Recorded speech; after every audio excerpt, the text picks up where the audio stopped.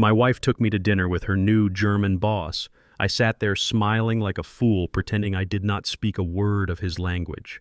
She caressed her pregnant stomach, looked right at him, and said in German not to worry because the idiot was thrilled and would raise his son thinking it was mine. I calmly poured myself another glass of wine and replied in perfect Munich-accented German that the wine was sour tonight, just like her character, and told him to send the bill to my office. I am Roscoe, 70 years old, and a retired warehouse manager. Or at least that is the lie I let my wife Naomi believe. Before I continue this story, let me know where you are watching from in the comments below. Hit like and subscribe if you have ever had to stand up to people who underestimated your worth. The crystal chandelier above our table cast a harsh light on my faded navy suit. Klaus, Naomi's arrogant boss, smirked as he glanced from my frayed lapel to my silent face. He sat back in his velvet chair and spoke rapid German to my wife, calling me a pathetic relic who did not belong in a five-star establishment. I sliced my medium-rare steak and chewed methodically, showing zero reaction. Naomi leaned over the white linen tablecloth, placing a manicured hand over mine.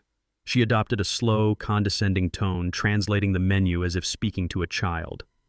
She explained what a truffle was, assuming my palate had never experienced anything beyond cheap diner food. I nodded appreciatively, letting her enjoy her performance. She thought I was just a tired old black man from the South Side who got extremely lucky to marry a younger woman exactly like her today. The waiter cleared our plates and poured the final drops of an overpriced Bordeaux. Klaus unbuttoned his suit jacket, radiating the bloated confidence of a corporate climber who believed he owned the world. Naomi shifted in her seat and gently stroked her slightly rounded belly. A warm maternal smile spread across her face, contrasting violently with the words slipping past her lips. She switched back to German, her voice dripping with cruel amusement. She told Klaus he had absolutely nothing to worry about regarding child support or corporate scandal. She explicitly stated that the old fool across the table was completely overjoyed by the pregnancy and would eagerly spend his meager pension raising Klaus's bastard child. Klaus threw his head back and laughed loudly, a booming sound that drew brief glances from nearby tables. He wiped a tear of mirth from his eye, lifted his crystal wine glass, and extended it toward me in a mocking toast. He praised my ignorance in his native tongue, thanking me for providing a convenient cover for his indiscretions. I maintained my gentle, oblivious smile. I picked up my own glass by the stem. I leaned forward and clinked my glass against his, letting the sharp chime of crystal ring out between us. I took a slow sip of the dark red wine, letting the bitter taste wash over my tongue. They exchanged a look of triumphant superiority, entirely convinced of their flawless deception. They saw a tired warehouse manager oblivious to the knife buried firmly in his back. They completely ignored the silence radiating from my side of the table, mistaking my military-grade discipline for simple-minded submission. The trap was fully set, and they had gleefully locked themselves inside without even realizing the deadly impending danger waiting for them right now tonight. I placed my glass down on the table with a firm, deliberate thud. I picked up my linen napkin, unfolded it, and meticulously wiped the corners of my mouth. I folded the napkin into a perfect square and placed it beside my empty plate. The silence stretched between us, thick and heavy. I locked my eyes onto Klaus. The warm, foolish smile vanished from my face, replaced by a cold, hardened stare honed over decades of intelligence work. I opened my mouth and spoke the teaser line in flawless, commanding German, carrying the distinct razor-sharp accent of a Munich native. I told him the wine was sour tonight, just like my wife's character, and instructed him to send the dinner bill directly to my office. The color instantly drained from Naomi's face, leaving her ash-white. Her mouth fell open in a silent gasp, her eyes darting frantically between me and her boss. Klaus froze mid-laugh. The crystal glass slipped from his loose grip and shattered against the porcelain bread plate, sending shards of glass and drops of red wine splattering across the pristine white tablecloth. The booming arrogance evaporated from his posture, replaced by sheer, unadulterated panic. He stared at me as if a ghost had just materialized across the table. I watched their absolute terror unfold, feeling no anger, only a profound clinical detachment. I did not raise my voice. I did not create a scene. I simply let the weight of my perfect German crush their reality.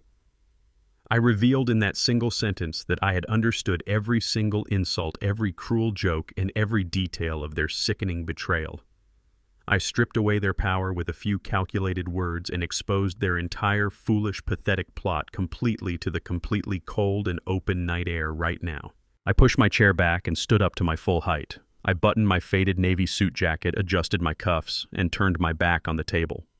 I walked out of the restaurant with measured, deliberate steps, ignoring Naomi's desperate, stammering voice calling my name from the dining room. I did not look back. I stepped through the revolving glass doors and out into the biting cold night air of the city. The freezing wind hit my face, sharpening my focus. I reached into my coat pocket, pulled out my encrypted smartphone, and dialed a private number I had memorized decades ago. The line rang twice before my private physician answered.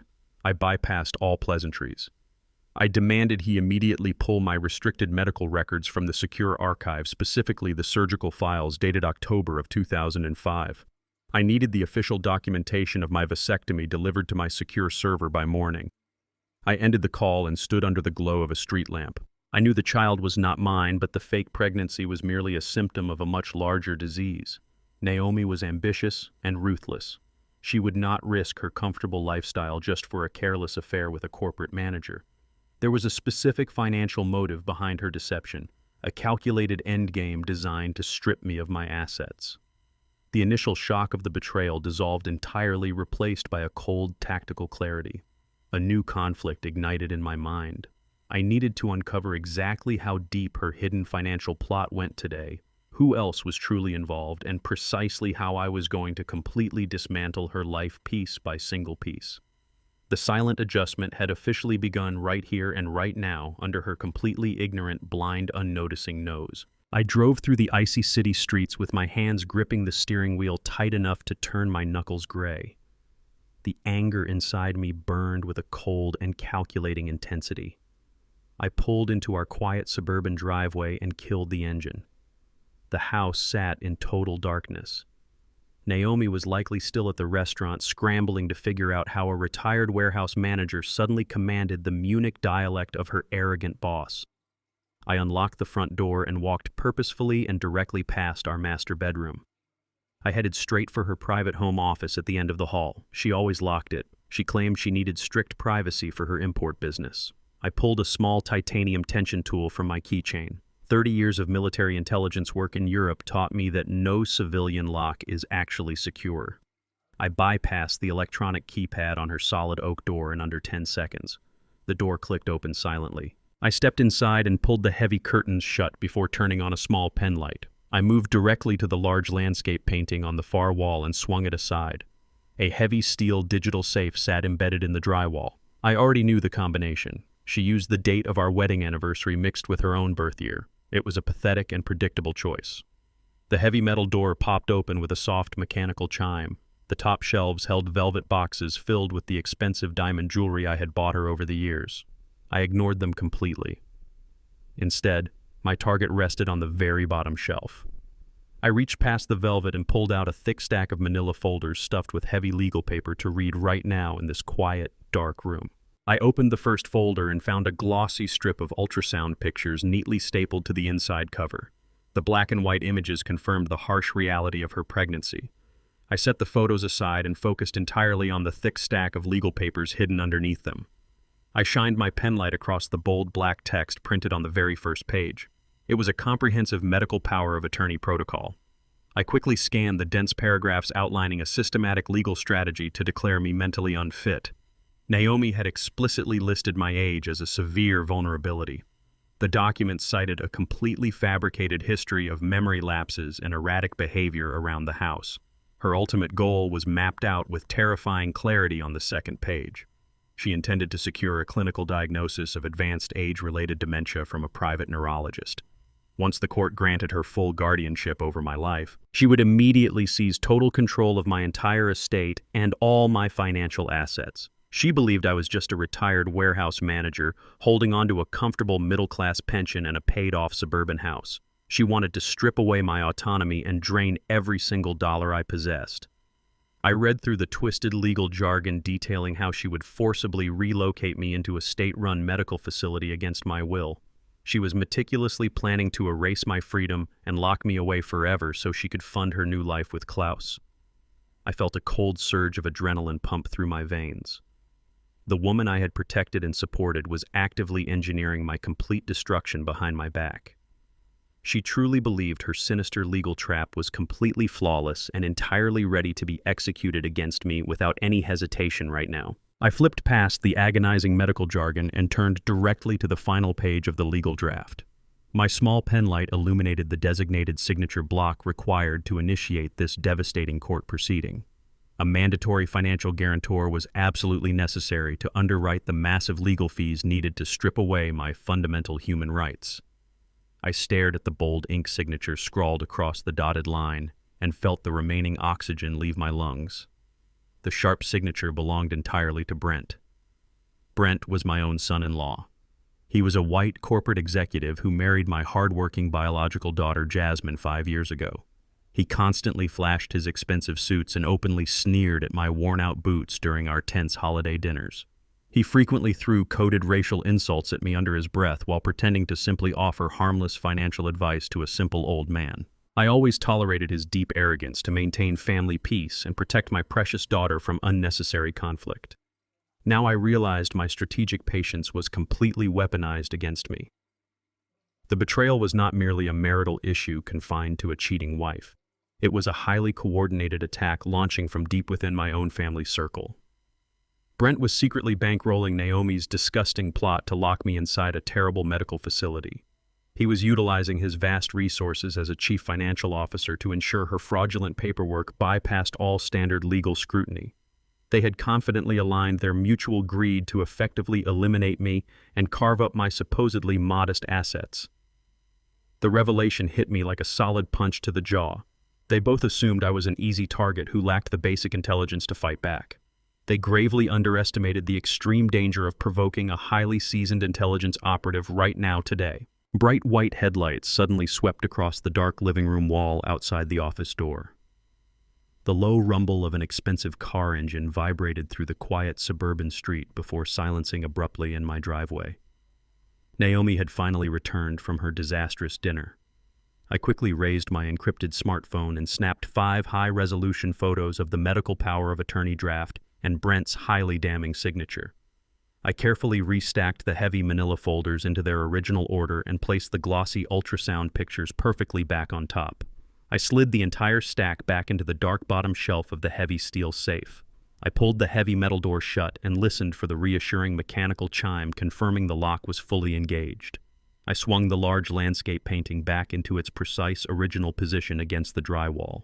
I smoothed out the heavy office curtains and stepped silently back out into the main hallway.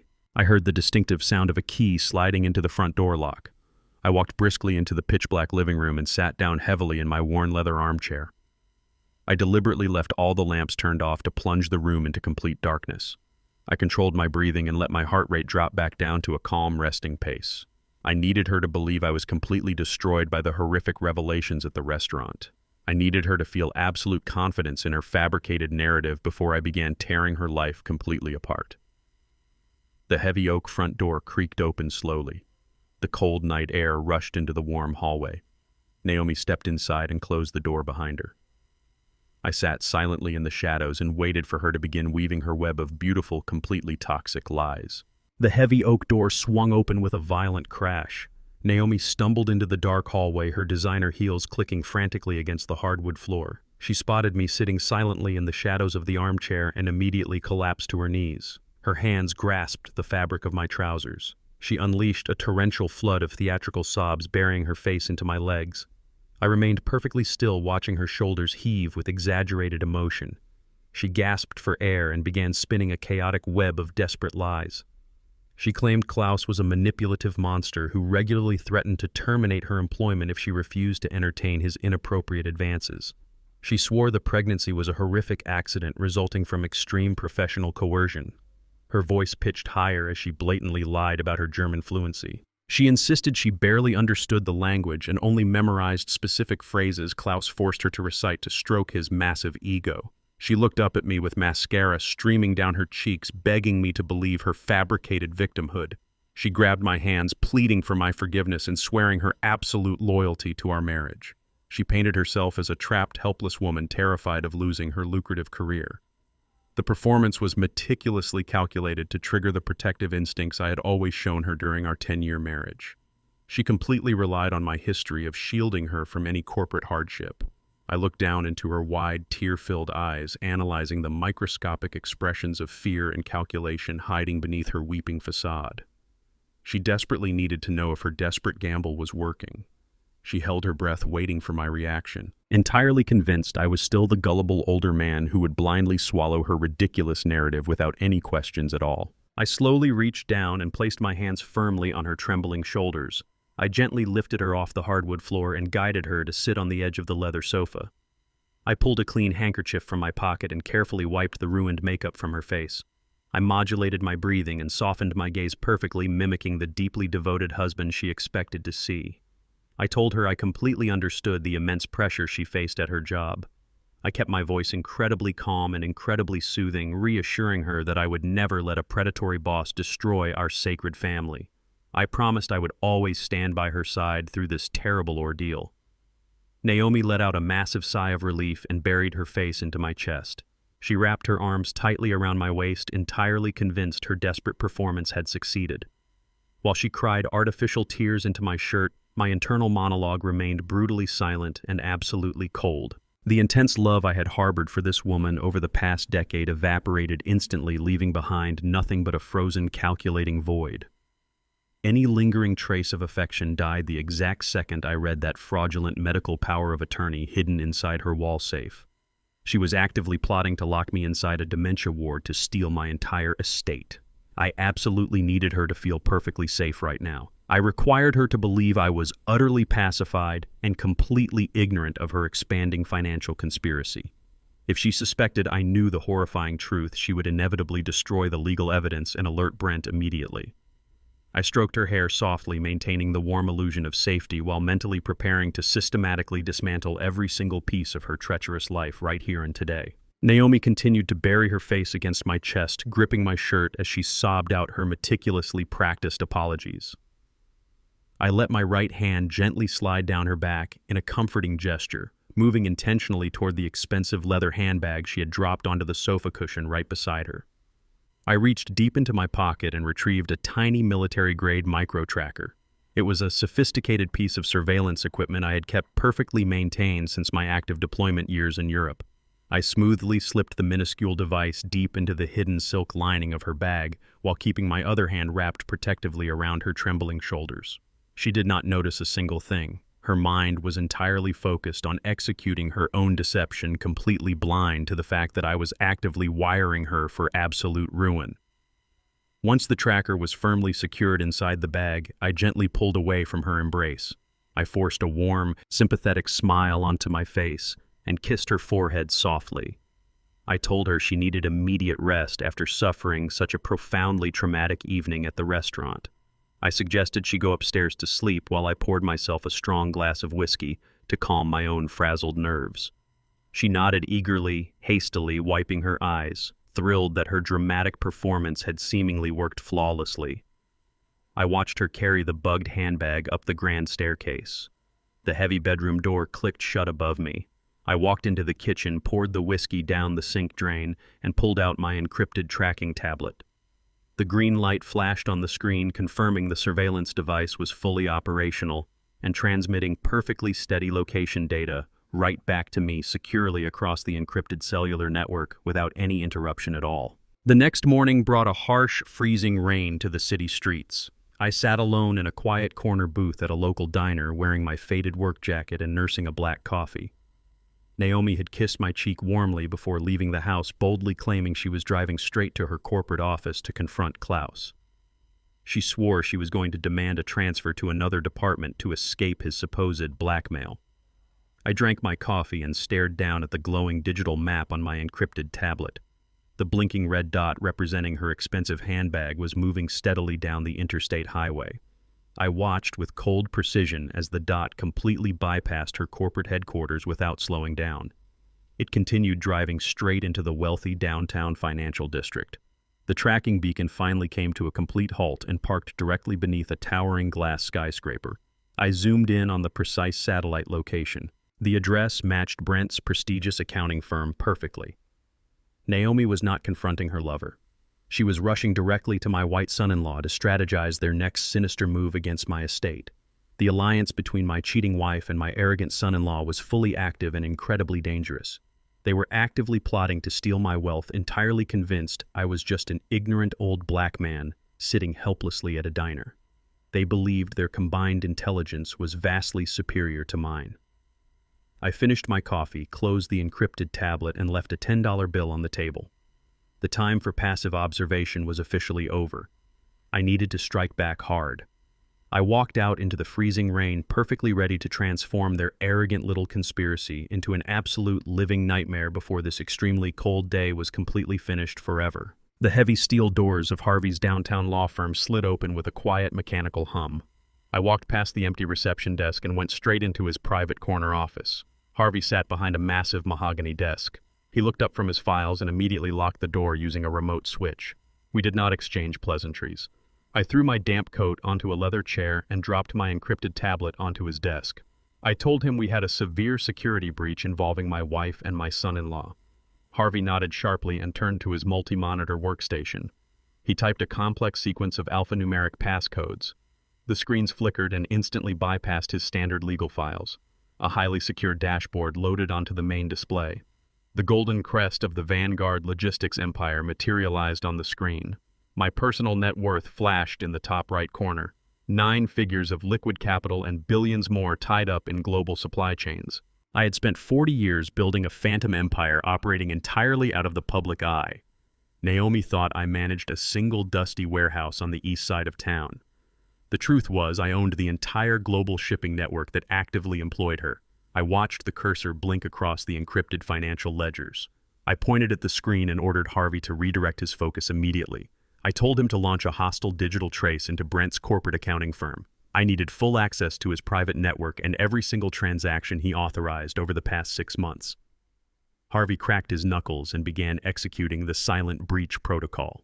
The flashing lines of code cascaded across the dark monitor as my loyal lawyer deployed military-grade hacking tools directly into my own family. Harvey typed relentlessly without speaking a single word. His fingers moved with the brutal efficiency of a man who had tracked terrorist funding networks during our deployment in Berlin. A progress bar crawled across the screen before glowing a solid neon green. The firewall surrounding Brent's accounting firm collapsed instantly. Folders and confidential client ledgers poured into our secure database. Harvey isolated Brent's personal authorization credentials and began a deep forensic scan of his banking activity. The digital trace rapidly mapped out a terrifying financial bloodline. The conspiracy was far more malicious than I had originally anticipated. Green lines connected Naomi to Brent through a series of recently established offshore holding accounts. I leaned over the mahogany desk and stared at the origin point of the stolen cash. Brent was not simply siphoning money from his corporate clients. He was actively and aggressively embezzling hundreds of thousands of dollars directly from Jasmine. He had exploited his position as her husband to gain unilateral administrative control over her generational trust fund. The inheritance I had secretly established to protect my biological daughter was being completely drained. He was legally bleeding her dry while maintaining the pristine facade of a wealthy and responsible financial provider. He manipulated her signature to approve massive withdrawals under the disguise of high-yield property investments. Every single dollar extracted from her account was systematically washed through a maze of fake vendor invoices and dummy corporations. I felt a surge of lethal anger radiate through my chest. Brent was robbing the daughter I loved to finance the betrayal initiated by the wife I despised. Harvey tapped the glass screen and highlighted the final destination of the laundered money. The entire freshly stolen fortune was merging into a single international wire transfer scheduled for an immediate release tonight. Harvey traced the digital wire transfer directly across the Atlantic Ocean. The stolen funds seamlessly bypassed traditional banking protocols and settled into a highly obfuscated European holding account. I read the registration details printed on the glowing monitor. The destination was a newly formed German shell company registered under a fake corporate umbrella. The ultimate beneficiary listed on the hidden corporate charter was Klaus. Naomi's arrogant boss was standing at the end of the money trail with his hands wide open. The magnitude of their combined conspiracy became crystal clear in that exact moment. Brent was not just stealing from my daughter to cover his own pathetic gambling debts or poor corporate investments. He was actively financing Klaus and Naomi's luxurious exit strategy using Jasmine's stolen inheritance. They were pooling their treacherous resources to ensure I was completely locked away in a psychiatric ward while they disappeared to Munich with millions of dollars. Naomi had likely promised Brent a massive cut of my estate once she secured the medical power of attorney. Brent needed the initial cash flow to sustain his crumbling financial facade until my assets were fully liquidated. He used my daughter as a convenient piggy bank to fund the destruction of my entire life. Klaus was the foreign anchor providing the safe harbor for the embezzled cash. They operated under the arrogant assumption that I was a technologically illiterate old man who would simply fade away quietly into the background. I stared at the foreign account numbers illuminating the dark office. My enemies had built a complex financial fortress entirely out of my own money. I placed my hands flat on the heavy wooden desk and ordered Harvey to dig deeper into the bank records. I needed visual proof of my daughter's completely unwitting involvement right now. Harvey tapped his keyboard and accessed the private security servers belonging to the regional bank branch. A series of high-resolution surveillance photographs populated the screen in chronological order. I stared at the time-stamped images of my beautiful daughter sitting inside a plush banking office. Jasmine looked incredibly exhausted. Deep, dark circles shadowed her eyes. Her shoulders slumped forward as she held a premium fountain pen. Brent stood directly behind her chair with his hands resting casually on her shoulders. He leaned down and whispered into her ear while pointing at a thick stack of blank checks. The manipulation was sickeningly obvious. He was using her absolute trust against her.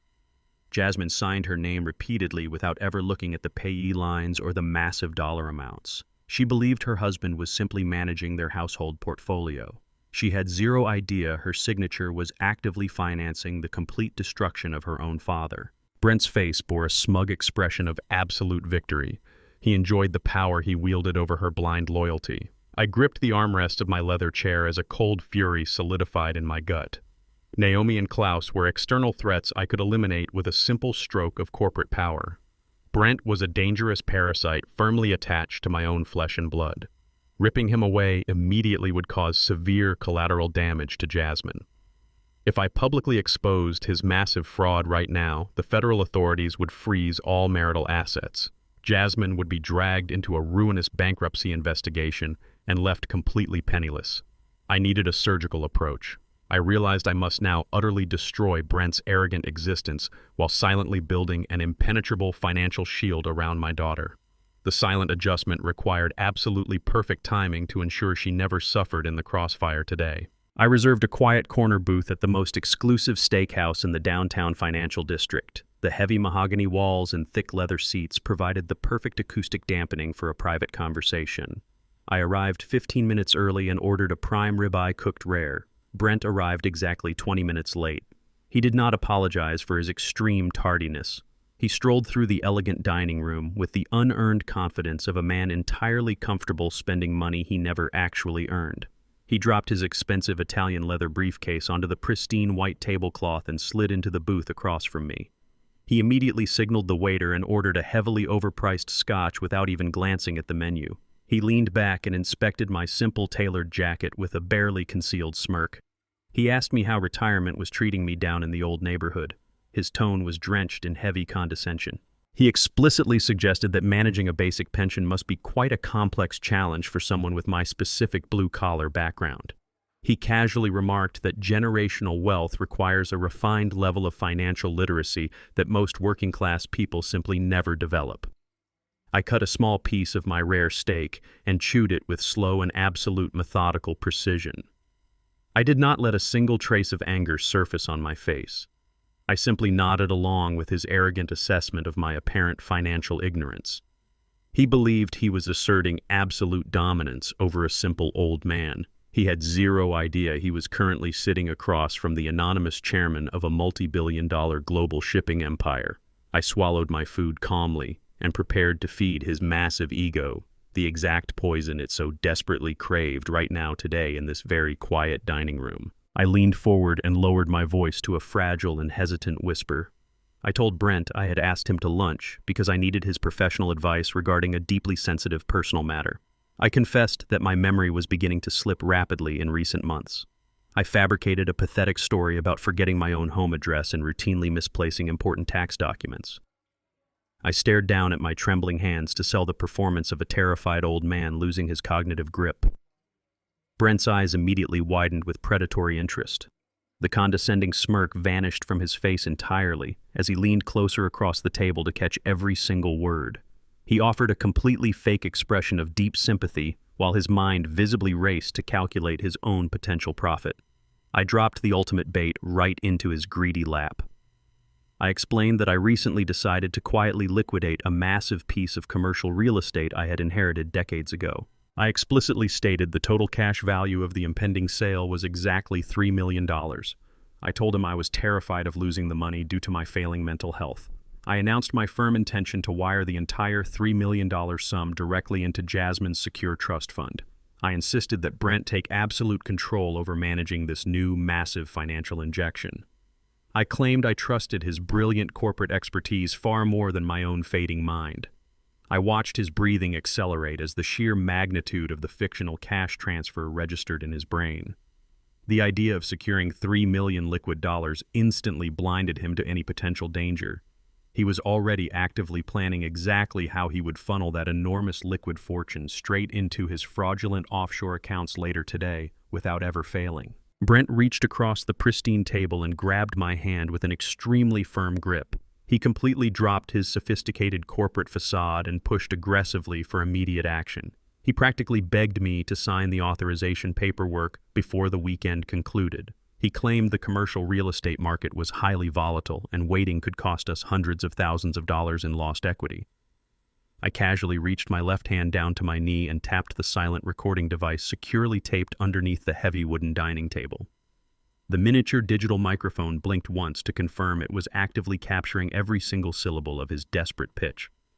I hesitated intentionally and asked him if Jasmine needed to sign any specific banking documents to accept such a massive sudden transfer.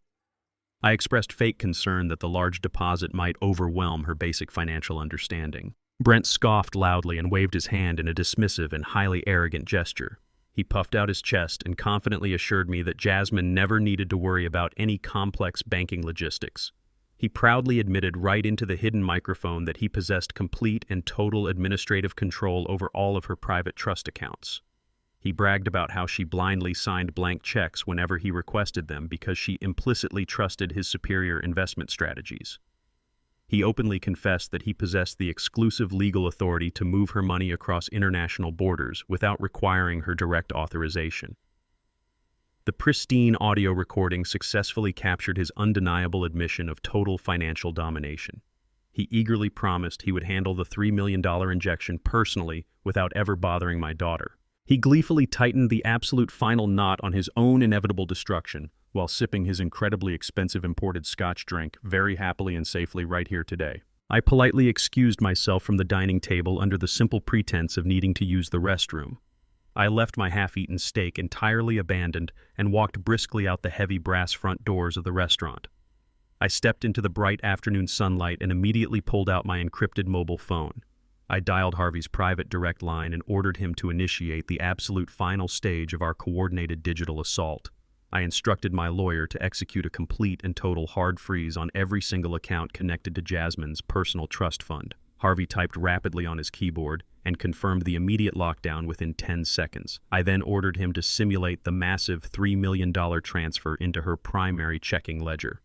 This enormous financial deposit was nothing but a complex digital ghost designed entirely to trigger a mandatory federal banking audit. The money did not actually exist anywhere outside of a secure simulated holding server. Brent would soon log into his private corporate portal to monitor his newly acquired wealth. He would aggressively attempt to instantly withdraw the massive liquid capital to fund Naomi and Klaus' illegal escape plan. The second he submitted the desperate wire transfer request, the automated banking system would trap him permanently. His unauthorized action would instantly flag his account for severe grand larceny and immediate federal investigation. He was about to unknowingly launch a devastating criminal probe against his own fraudulent portfolio. I slipped my phone back into my tailored jacket pocket and walked down the busy city sidewalk. I had successfully constructed an inescapable financial prison around my greedy son-in-law. He was absolutely completely trapped without any single possible escape route remaining anywhere for him today, at all permanently right now, in this very large city. Naomi insisted we take her luxury sedan to the medical clinic the following morning. She masked her toxic ambition behind a perfectly painted expression of deep, wifely concern. She claimed my recent forgetfulness and apparent daily stress required immediate professional attention. I sat in the passenger seat and watched the city blocks roll by in complete silence. I knew exactly what she was driving me toward. We arrived at a private neurology practice nestled discreetly inside a massive corporate park. The waiting room was entirely devoid of other patients. The pristine white walls and sterile modern furniture felt completely unnatural. The receptionist did not ask for my insurance card or identification. She simply smiled a tight, rehearsed smile and immediately directed us down a long hallway. A tall man in a tailored white coat greeted us at the final door. He introduced himself as Dr. Eris Thorne. I recognized his arrogant posture instantly.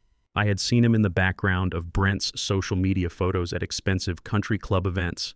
He was a highly paid associate firmly embedded in the corrupt network of my son-in-law.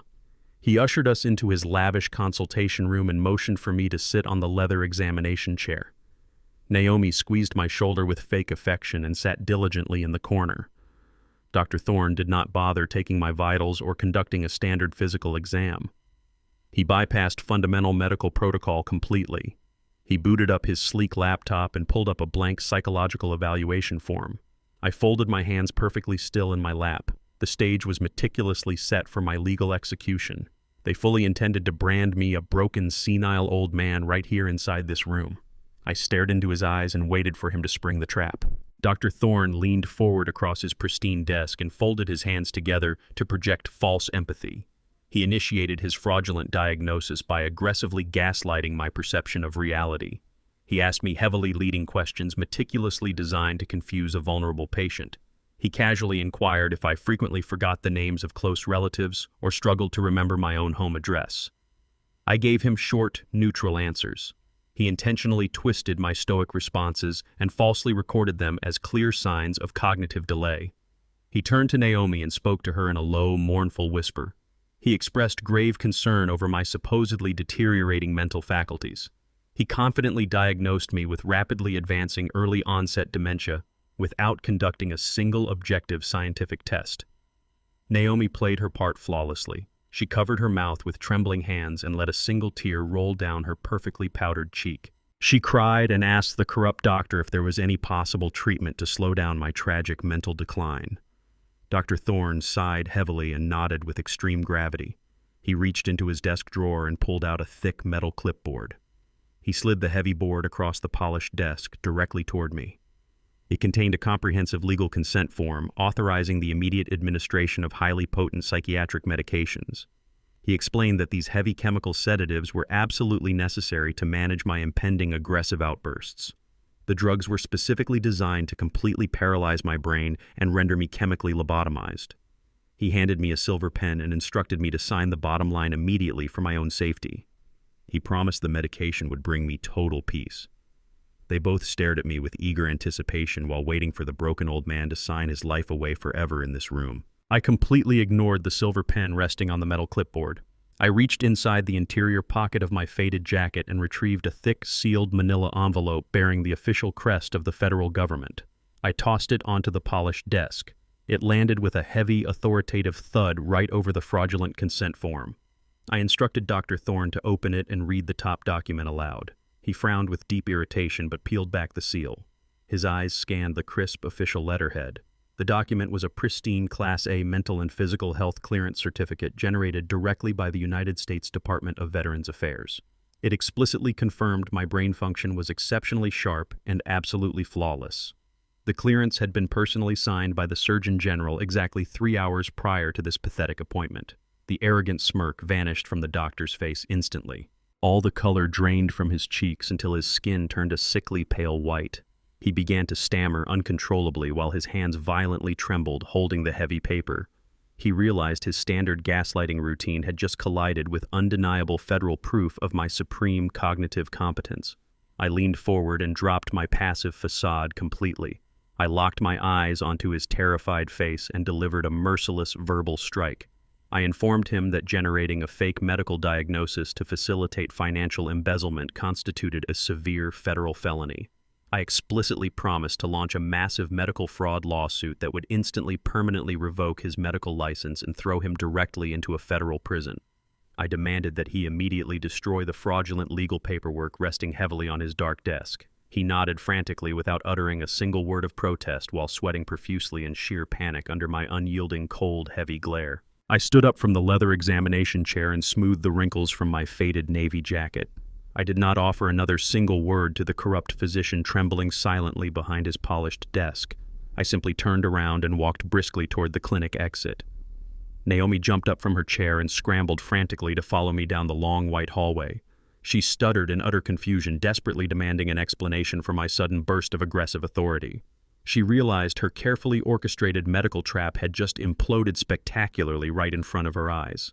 I pushed through the heavy glass double doors and stepped out into the bright afternoon sunlight. I left her standing completely stunned in the sterile clinic lobby. As I walked toward the vast parking lot, my encrypted smartphone buzzed sharply against my ribs. I pulled the device from my pocket and checked the secure screen.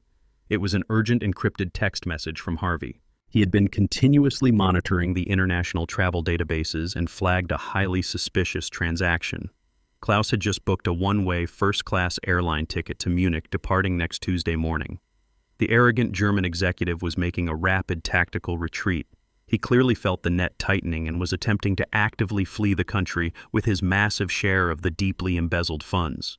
He falsely believed he could successfully vanish across international borders before the federal authorities noticed the missing millions. He severely underestimated the vast reach of my global influence.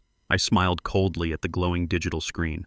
Klaus was walking blindly into the exact snare I had prepared. He would never escape my grasp.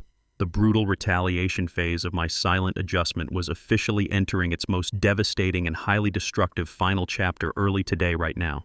I stepped out of the sterile medical clinic and stared up at the darkening afternoon sky. Klaus believed he could simply board a luxury flight to Munich and escape the consequences of his extreme arrogance. He fundamentally misunderstood the scale of the power standing against him. I walked directly to my restored vintage muscle car and ignited the heavy engine. I smoothly drove out of the wealthy suburban district and headed straight for the industrial outskirts of the city. I pulled up to a completely unmarked concrete building completely surrounded by high-voltage perimeter fencing. This was my primary underground server facility. It operated entirely off the grid and housed the encrypted digital infrastructure of my global shipping empire. I bypassed the dual biometric security scanners and walked down the cold steel corridor into the main control room. Rows of massive black servers hummed with immense processing power. I sat down at the central command terminal and placed my hands over the illuminated keyboard. I had spent the last decade operating as a silent phantom chairman. I let my aggressive board of directors manage the daily operations while I enjoyed a quiet retirement. That passive era ended completely and permanently today. I typed a deeply complex sequence of military-grade authorization codes to awaken my dormant supreme corporate authority. The massive screens glowed bright green as the entire global network recognized my digital signature. I immediately isolated the European logistics sector on the interactive global map. I cross-referenced Klaus and his exact employment records. I pinpointed the specific German parent company that sponsored his executive visa and paid his inflated salary. He felt safe hiding behind a massive European conglomerate. I cracked my knuckles and prepared to tear that very corporate shield completely apart using overwhelming financial force tonight. I opened a secure trading application directly linked to my vast international shadow accounts. The German logistics firm currently employing Klaus was publicly traded on the Frankfurt Exchange. Their stock valuation was moderately strong but deeply vulnerable to a sudden massive cash injection. I began routing hundreds of millions of untraceable dollars through 10 different anonymous shell corporations I had established in Switzerland and Luxembourg. I executed the first aggressive wave of stock acquisitions. My automated buying algorithms instantly swallowed up every available loose share on the open market. The sudden immense purchasing volume triggered a sharp upward spike in their corporate valuation. I ignored the rising premium costs entirely. I authorized a secondary massive wave of coordinated purchasing orders. I actively utilized my absolute overwhelming hidden wealth to completely bully the existing European shareholders into selling their massive stakes. I watched the green progress bars fill the digital screen as my anonymous entities absorbed block after block of voting shares. The corporate board in Germany remained completely blind to the highly coordinated financial assault occurring under their noses. I rapidly seized 10% of the entire company within the first 30 minutes. I ruthlessly scaled up the attack and poured another $50 million into the aggressive campaign. I purchased massive institutional portfolios by offering triple their current market value.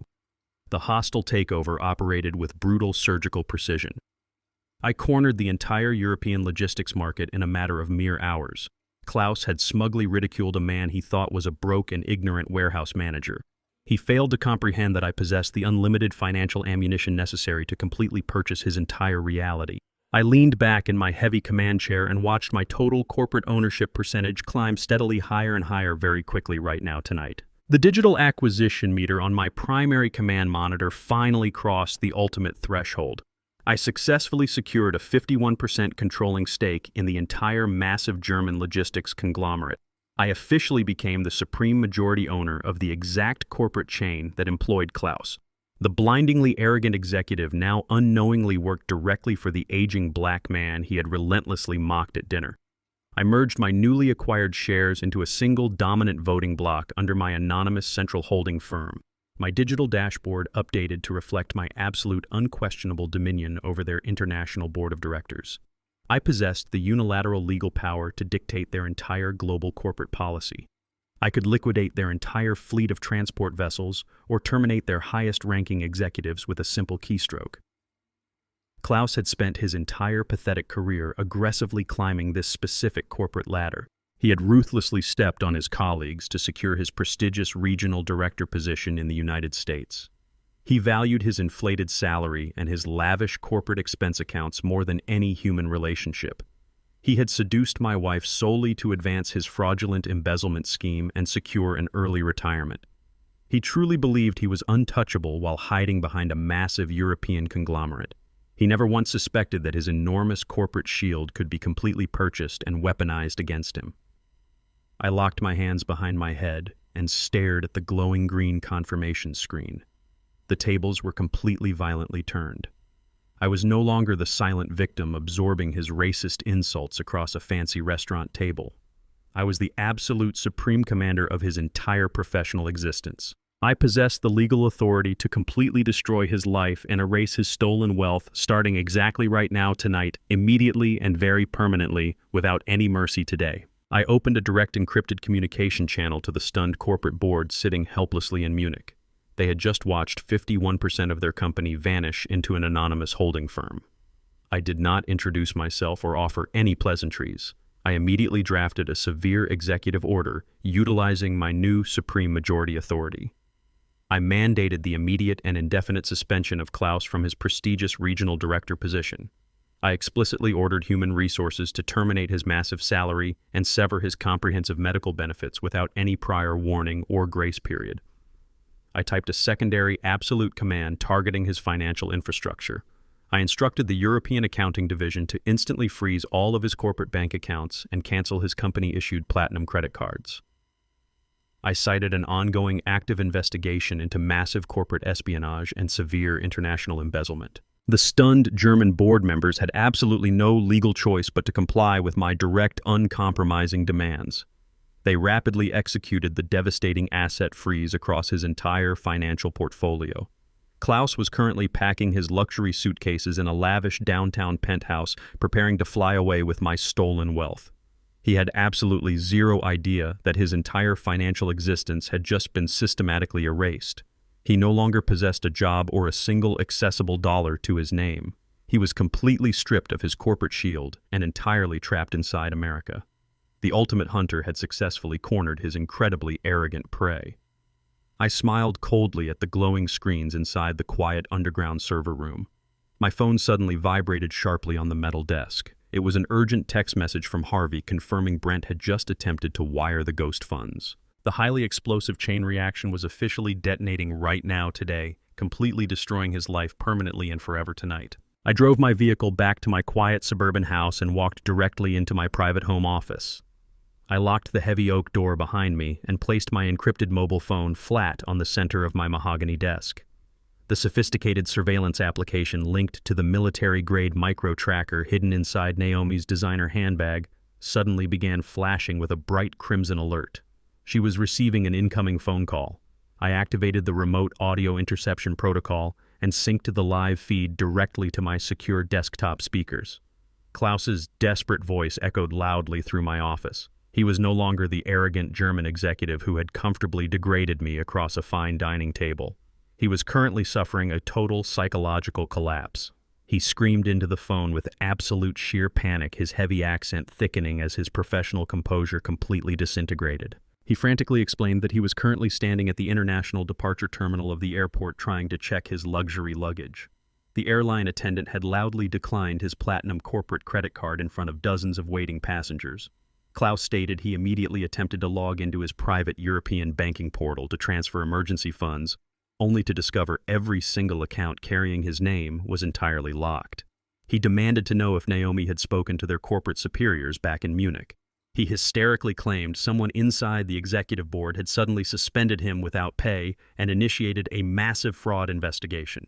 He was completely trapped in America with zero accessible capital and a rapidly closing window for escape.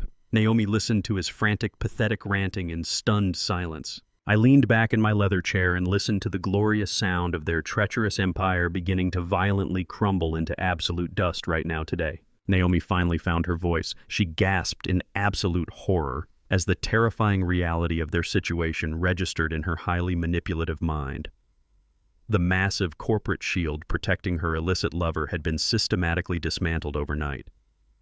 She realized their meticulously calculated European escape fund was entirely blocked and permanently inaccessible. She hurriedly ended the frantic call with Klaus and instantly dialed Brent's private cell phone number. The surveillance software seamlessly intercepted this secondary outgoing call.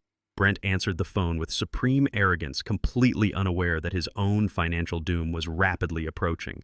Naomi dropped her sophisticated facade and began shrieking at her youthful son-in-law. She hysterically informed him that Klaus was currently stranded at the international airport without a single functioning credit card or any active bank accounts. She desperately demanded that Brent immediately wire the millions of dollars he had recently embezzled from Jasmine's generational trust fund directly into an untraceable private offshore account.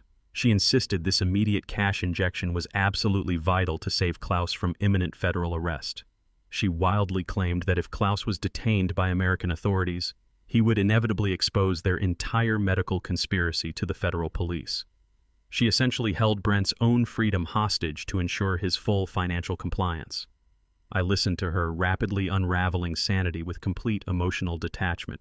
She had spent the last several months treating me like a burdensome object to be casually discarded.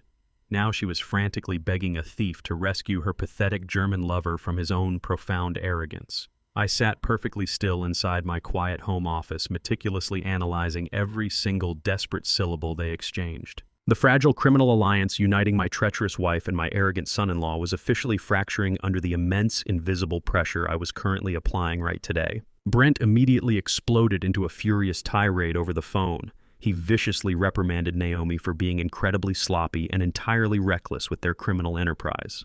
He loudly complained that abruptly moving millions of dollars across international borders without proper preparation would inevitably raise massive red flags within the banking system. He deeply resented being forcefully ordered to clean up the disastrous mess she had created alongside her incompetent foreign lover.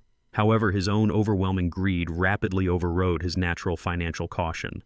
He possessed an insatiable desire to secure his massive personal cut of the stolen money before the entire operation completely collapsed.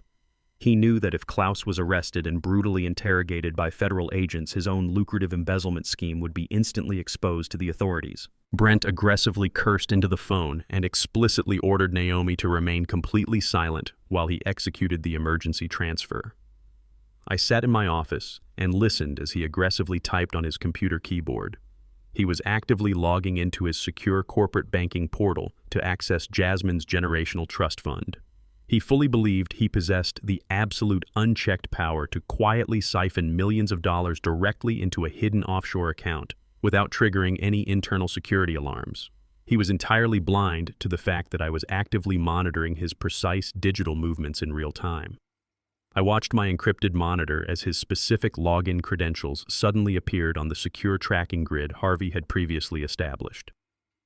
Brent was confidently stepping directly onto the massive digital landmine I had meticulously buried inside his accounting system earlier today.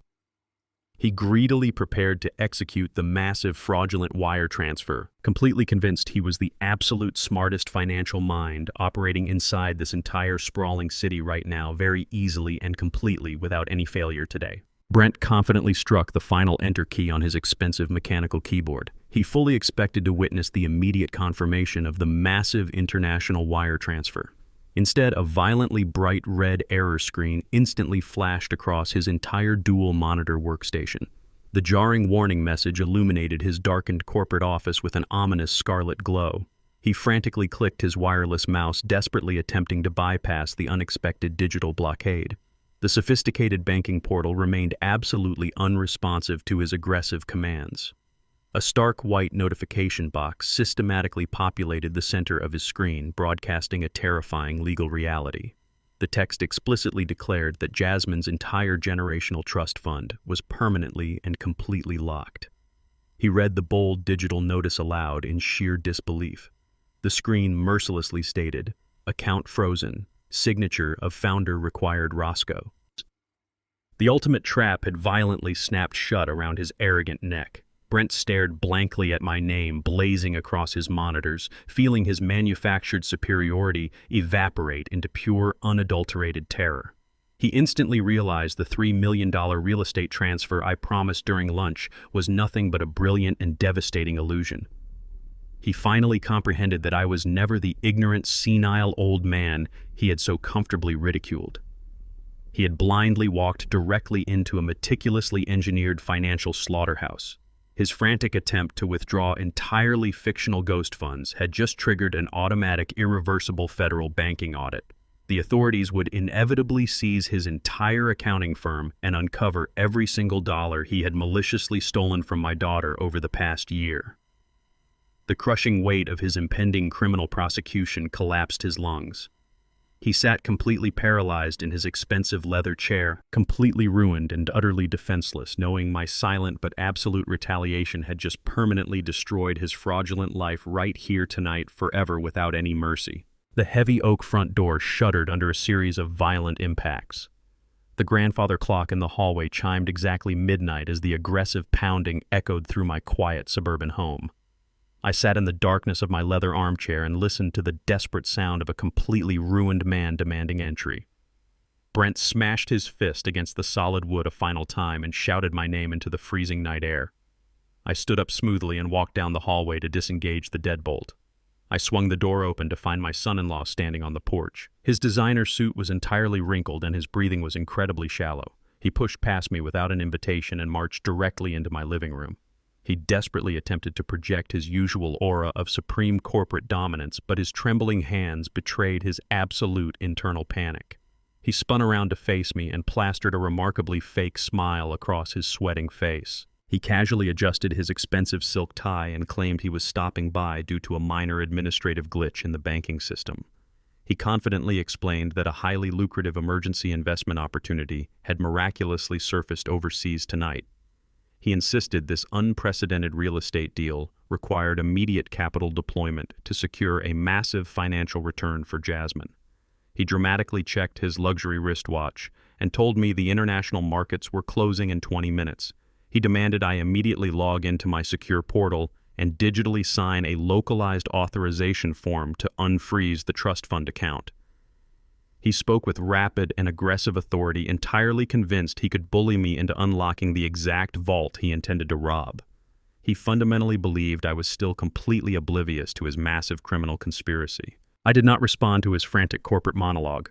I walked slowly toward the mahogany wet bar in the corner of the room and selected a heavy crystal decanter. I poured myself a generous measure of aged bourbon. The amber liquid splashed against the crystal glass with a sharp and highly deliberate sound. I took a slow sip and let the burning sensation ground my absolute focus. I walked back toward the center of the living room and picked up the digital remote for my surround sound system. I stared directly into Brent's desperate eyes and pressed the central play button. The high-fidelity speakers instantly crackled to life. Brent's own smug voice filled the entire room. The hidden recording from our steakhouse lunch played perfectly. He bragged openly about possessing total administrative control over Jasmine's private wealth. He boasted about her blind loyalty and his absolute ability to move international funds without her permission. The color instantly drained from his face as he heard his own arrogant confession broadcasted in high definition. The audio file seamlessly transitioned into the wiretapped phone call I had intercepted earlier this evening. Naomi's hysterical voice shrieked through the speakers, desperately begging Brent to wire the embezzled trust fund millions to save Klaus from federal prison. Brent's recorded response barked back viciously, reprimanding her for being sloppy while eagerly agreeing to execute the fraudulent transfer to secure his own massive personal cut. I pressed the pause button and took another calm sip of my bourbon. The absolute silence that followed the recording felt heavier than the freezing air outside. The overwhelming weight of undeniable legal evidence completely crushed the oxygen out of the living room. He stood frozen in the center of the Persian rug. Brent stared at the silent speakers in absolute horror. The meticulously crafted illusion of his superior intellect completely shattered into a million jagged pieces. He finally realized he had been entirely outplayed and systematically destroyed by the aging black man he had relentlessly mocked for years. The realization that I had orchestrated every single element of his downfall violently short-circuited his brain. He dropped his sophisticated financial facade and entirely abandoned the pathetic banking error narrative. His posture shifted from fake corporate professionalism to raw and unadulterated malice. He bared his teeth like a cornered animal and lunged forward, taking an aggressive step into my personal space. He violently pointed his trembling finger directly at my chest and unleashed a torrent of vicious and entirely unhinged threats. He screamed that I possessed absolutely zero understanding of the lethal corporate forces I was casually playing with tonight. He wildly claimed his accounting firm employed ruthless corporate attorneys who would obliterate my phantom security measures by sunrise. He promised to launch a massive retaliatory legal strike that would completely bankrupt my estate and drag my name through an endless public scandal. He spat his furious words across the room, desperately trying to intimidate me into unlocking the frozen trust fund. He vowed to legally dismantle my entire existence and permanently ruin my standing within the local community. I remained perfectly rooted to the floor. I did not flinch or take a single step backward. I watched his emotional explosion with the calm, analytical gaze of a man studying a dying insect. His screaming meant absolutely nothing. His loud threats were nothing but the empty and desperate flailing of a defeated parasite realizing his host had just deliberately cut off his essential life support permanently. Brent realized his corporate intimidation tactics were failing to generate a single ounce of fear. He abruptly shifted his vicious attack toward the only vulnerable target remaining in his pathetic arsenal. He locked his furious eyes onto mine and loudly threatened to file for an immediate and completely hostile divorce against Jasmine the very second the courthouse opened. He maliciously promised to drag my daughter through years of agonizing and highly public litigation. He swore he would utilize every single dirty legal loophole to forcefully extract exactly half of her total generational assets purely out of spite. He proudly proclaimed that the state marital laws guaranteed him a massive fortune regardless of his current financial crimes. He sneered aggressively, entirely convinced he had finally discovered the ultimate leverage to force my immediate compliance. He demanded I unlock the trust fund right now or watch my daughter suffer a humiliating and financially ruinous public divorce. I slowly lowered my crystal glass and let a cold and highly calculating smile spread across my face. I walked past his trembling figure and grabbed the heavy brass handle of the front door. I pulled the oak door wide open and welcomed the freezing midnight wind back into the house. I softly instructed him to leave my property immediately before I physically threw him onto the frozen concrete driveway. I watched his face twist in supreme confusion as he slowly backed out onto the dark porch. He completely failed to understand why his ultimate marital threat generated absolute amusement instead of terrified surrender. I slammed the heavy oak door shut and firmly engaged the deadbolt lock. He had no idea I had already prepared a highly devastating and incredibly absolute legal weapon designed specifically for this exact predictable divorce threat today. The freezing midnight confrontation with Brent was still fresh in my mind when I arrived at the quiet neighborhood coffee shop the next morning. I sat in a secluded corner booth perfectly shielded from the main street windows. I ordered 2 black coffees and waited for my daughter. Jasmine walked through the glass doors exactly at 7 o'clock. She wore a tailored beige trench coat and carried a thick leather satchel, looking every bit the successful corporate executive she had become. She smiled warmly and reached across the small wooden table to squeeze my hand. She asked me why I had called such an urgent early morning meeting. I did not return her smile. I then completely bypassed any traditional paternal small talk and immediately pulled a thick stack of printed financial reports from my briefcase. I placed the documents flat on the table directly in front of her. I told her I possessed absolute proof that her husband was a treacherous criminal who was actively destroying her entire financial future. Her warm smile vanished instantly. She stared at me in profound confusion and instinctively tried to defend her husband. She claimed Brent was a brilliant financial manager who routinely secured their generational wealth. I did not let her finish the sentence. I slid the heavy stack of bank statements closer to her hands and tapped the top page with my index finger. I forcefully instructed her to look at the raw numbers, rather than relying on the manufactured lies of a desperate man. I refused to sugarcoat the absolute reality of her impending ruin. I told her Brent was using her complete trust as a weapon to systematically drain her private accounts. She slowly lowered her gaze to the glowing financial ledgers resting silently on the wooden table. Jasmine cautiously picked up the top document and began scanning the highlighted transaction records. Her eyes darted across the page as she processed the massive offshore wire transfers executing under her own name. I slid a series of high-resolution surveillance photographs directly over the banking ledgers. The images clearly depicted her sitting inside Brent's accounting firm, blindly signing a thick stack of blank checks while he hovered over her shoulder. I brutally explained that those exact checks were immediately utilized to funnel hundreds of thousands of dollars directly into a German shell corporation controlled entirely by Klaus. Her hands began to tremble slightly as the undeniable visual evidence shattered her perception of reality. I then pushed a secondary stack of highly confidential banking records across the table. I explained that Brent's massive corporate salary was a complete illusion. The documents explicitly detailed severe and entirely reckless gambling debts spanning across 3 different illegal sports betting syndicates. He had actively leveraged her generational trust fund to cover his catastrophic losses and prevent aggressive loan sharks from destroying his public reputation. The financial architecture of their entire marriage was constructed entirely on a foundation of massive deceit and predatory exploitation. Jasmine stared at the staggering negative balances printed in bold red ink.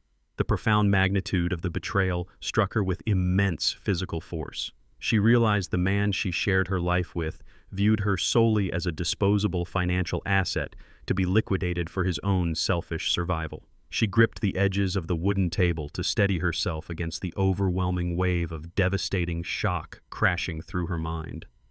The silence hanging between us was heavy with the death of her marriage. I watched her closely, waiting silently to see if the deep trauma would break her spirit. Jasmine did not shatter. She did not collapse into a puddle of hysterical tears or launch into a frantic state of denial. I watched with immense pride as the raw shock washing over her face rapidly hardened into absolute ice. She possessed the exact same relentless stoicism that had allowed me to secretly build a multi-billion-dollar global empire from nothing. She slowly reached into her pocket, pulled out a linen handkerchief, and meticulously wiped a single stray tear from the corner of her eye. She placed the handkerchief neatly on the table and took a long, stabilizing breath. She straightened her posture and pulled her shoulders back completely, transforming her demeanor from a betrayed victim into a highly calculating predator. She pushed the stack of fraudulent bank records aside and locked her dark eyes directly onto mine. Her gaze was incredibly sharp and entirely devoid of any lingering affection for her husband. She asked me a single, brutally direct question. She demanded to know exactly how we were going to systematically dismantle Brent's entire existence. She did not ask about salvaging their assets or negotiating a peaceful separation. She wanted absolute and uncompromising retaliation. She stated she was fully prepared to burn his fraudulent accounting firm to the ground and permanently erase his standing within the financial community. She recognized that any hesitation would simply allow him to execute his vindictive threat of a hostile divorce. She spoke with a cold, terrifying clarity, that mirrored my own internal fury perfectly. The bond between father and daughter solidified instantly over a shared commitment to total destruction. I smiled warmly for the very first time that morning. I realized my daughter was absolutely ready to go to war without showing a single ounce of mercy today now. I reached deep into the secondary compartment of my leather briefcase and retrieved a remarkably preserved legal document. It was a heavy, notarized contract bound in dark blue casing that I had personally drafted a decade ago. I slid the pristine file directly across the table toward Jasmine. I explained that this was the original prenuptial agreement Brent had eagerly signed the week before their wedding ceremony. He had arrogantly skimmed the paperwork back then, entirely convinced it was just a standard baseline asset protection form. He completely failed to realize that I had instructed my absolute best corporate attorneys to embed a highly lethal and utterly ironclad financial fraud clause deep within the fine print. The binding legal stipulations explicitly stated that any documented instance of severe embezzlement or marital infidelity automatically forfeited his right to a single cent of her generational wealth. It also authorized the immediate seizure of all his personal assets to completely cover the stolen funds. He had legally signed his own financial death warrant 10 years before he even committed the crime. I handed Jasmine my heavy silver fountain pen and tapped the authorization line printed at the bottom of the final page. I told her signing this document would instantly activate a ruinous legal countersuit led directly by Harvey. The moment her signature hit the paper, Brent's desperate threat of a long, hostile divorce would instantly evaporate. We would completely freeze his banking accounts, seize his accounting firm, and drag him directly into a federal fraud investigation before the afternoon concluded.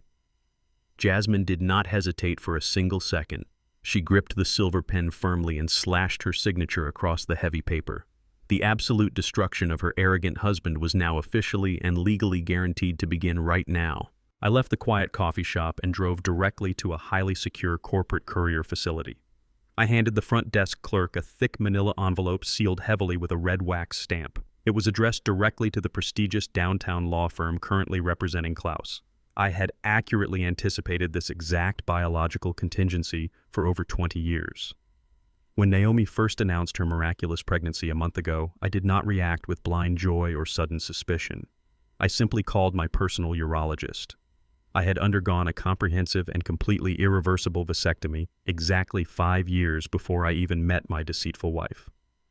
The thick envelope currently moving swiftly through the courier network contained certified notarized medical records explicitly detailing that specific surgical procedure. It also contained preemptive DNA analysis from a discrete blood test I conducted on myself mathematically, proving I possessed absolutely zero capacity to father a child. I attached a personalized legal memorandum drafted by Harvey. The document formally notified Klaus and his high-priced attorneys that their calculated attempt to lay claim to my estate through a fraudulent paternity claim constituted severe felony extortion. They were actively attempting to defraud a multi-billion-dollar trust fund using a total biological impossibility. I sat in my car and watched the courier van merge into the busy morning traffic. Klaus had built his entire arrogant exit strategy on the ignorant assumption that I would blindly accept a bastard child as my own flesh and blood. He believed he could leverage a fake heir to drain my empire for decades. He was about to receive undeniable scientific proof that his entire genetic blackmail scheme had just legally transformed into a massive federal crime carrying a mandatory 20-year prison sentence without any possibility of parole today. The courier delivered the devastating package exactly at noon. Less than 2 hours later, the heavy iron gates of my suburban driveway swung open violently. I stood silently in the deep shadows of the second-floor landing and watched through the grand foyer window. Klaus slammed his luxury sedan into park, leaving the heavy engine running and the driver's side door wide open. He was completely unhinged. The sleek, arrogant European executive had entirely vanished. His tailored suit jacket was missing, his expensive shirt was soaked in cold sweat, and his silk tie hung loosely around his neck. He was a man actively staring down the barrel of absolute corporate ruin and imminent federal imprisonment. He hammered his fists against the thick oak front door, screaming Naomi's name with guttural panic. He bypassed the doorbell entirely and resorted to kicking the solid wood paneling like a desperate wounded animal.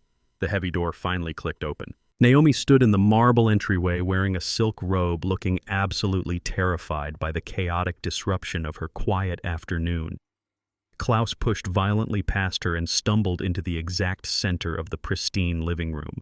He paced back and forth frantically, dragging his shaking hands through his perfectly styled hair. I remained perfectly still on the carpeted landing above them, entirely cloaked by the afternoon shadows. I carefully controlled my breathing and watched the spectacular implosion of their toxic romance. Klaus was no longer playing the confident savior promising to sweep my wife away to a European paradise. He was backed into a lethal corner, completely stripped of his corporate shielding, his stolen funds, and his fraudulent biological leverage. He desperately needed a scapegoat, and the woman who had dragged him into this spectacular failure was standing right in front of him. Klaus spun around and pointed a trembling finger directly at Naomi's face. He unleashed a furious torrent of vicious accusations, screaming that her incredibly sloppy planning had single-handedly destroyed his entire life. He yelled that his European bank accounts were completely frozen, his corporate access was permanently revoked, and he was currently facing severe federal extortion charges over the fake pregnancy. He blamed her exclusively for severely underestimating my intelligence and my hidden resources. He wildly claimed she had absolutely guaranteed my ignorant compliance, yet I had somehow systematically dismantled every single pillar of their international escape route in less than 24 hours. Naomi did not cower or apologize. The superficial charm she used to seduce him evaporated instantly, replaced by a ruthless survivalist fury. She shrieked back at him, her voice echoing violently off the high living room ceilings. She viciously attacked his shattered ego, mocking his sudden complete loss of power. She screamed that he was nothing but a broke, useless failure who lacked the basic competence to execute a simple financial transfer. She brutally reminded him that he was supposed to be the sophisticated corporate mastermind, yet he had allowed an aging warehouse manager to outmaneuver him on a global scale. The luxurious romantic illusion they had carefully constructed completely burned to the ground right there on the expensive Persian rug. There were no more passionate promises of a lavish future in Munich. There was only raw, ugly greed and desperate self-preservation. They tore into each other like starving wolves fighting over a poisoned carcass. I leaned against the wooden railing and listened to the glorious sound of their mutual destruction. Their toxic alliance was entirely dead, suffocated by the immense weight of the inescapable reality I had silently dropped directly onto their arrogant heads today. Naomi quickly realized that Klaus was no longer a valuable financial asset. He was a massive, highly radioactive legal liability standing directly in the middle of her living room. With zero access to his corporate millions and federal agents actively closing in on his extortion plot, he had outlived his usefulness entirely. She made a split-second, ruthlessly calculated decision to completely cut her losses and save herself. She marched forward, grabbed Klaus by the collar of his ruined shirt, and physically shoved him toward the open front door.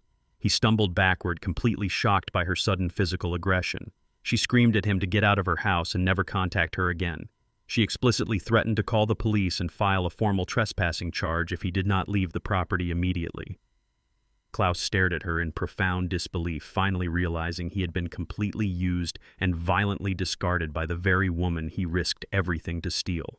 He staggered out the heavy oak door and collapsed into his running sedan, speeding away into the afternoon traffic as a permanently broken man. Naomi slammed the front door shut and aggressively locked the deadbolt. She leaned heavily against the wood and took a long, shivering breath. She immediately began smoothing the wrinkles from her silk robe and fixing her disheveled hair in the hallway mirror. She was actively preparing to pivot her manipulative strategy. She falsely assumed I was still entirely oblivious to her personal involvement in the deep financial crimes. She believed my surgical legal strike was solely focused on Klaus and his pathetic extortion attempt. She planned to play the role of the loyal, manipulated victim and cling tightly to our marriage. She had absolutely no idea I was watching her from the shadows above, securely holding the absolute final nail for her impending coffin right now. Naomi took one final steadying breath at the bottom of the grand staircase before ascending the carpeted steps. I quickly moved away from the landing and positioned myself comfortably in the leather armchair inside my private study. I arranged my expression into a mask of mild curiosity just as she burst through the double doors. She did not walk into the room. She practically threw herself across the threshold and collapsed directly onto the floor at my feet. Her performance was absolutely masterful. She buried her face in her hands and unleashed a torrent of violently dramatic sobs that echoed off the mahogany bookshelves.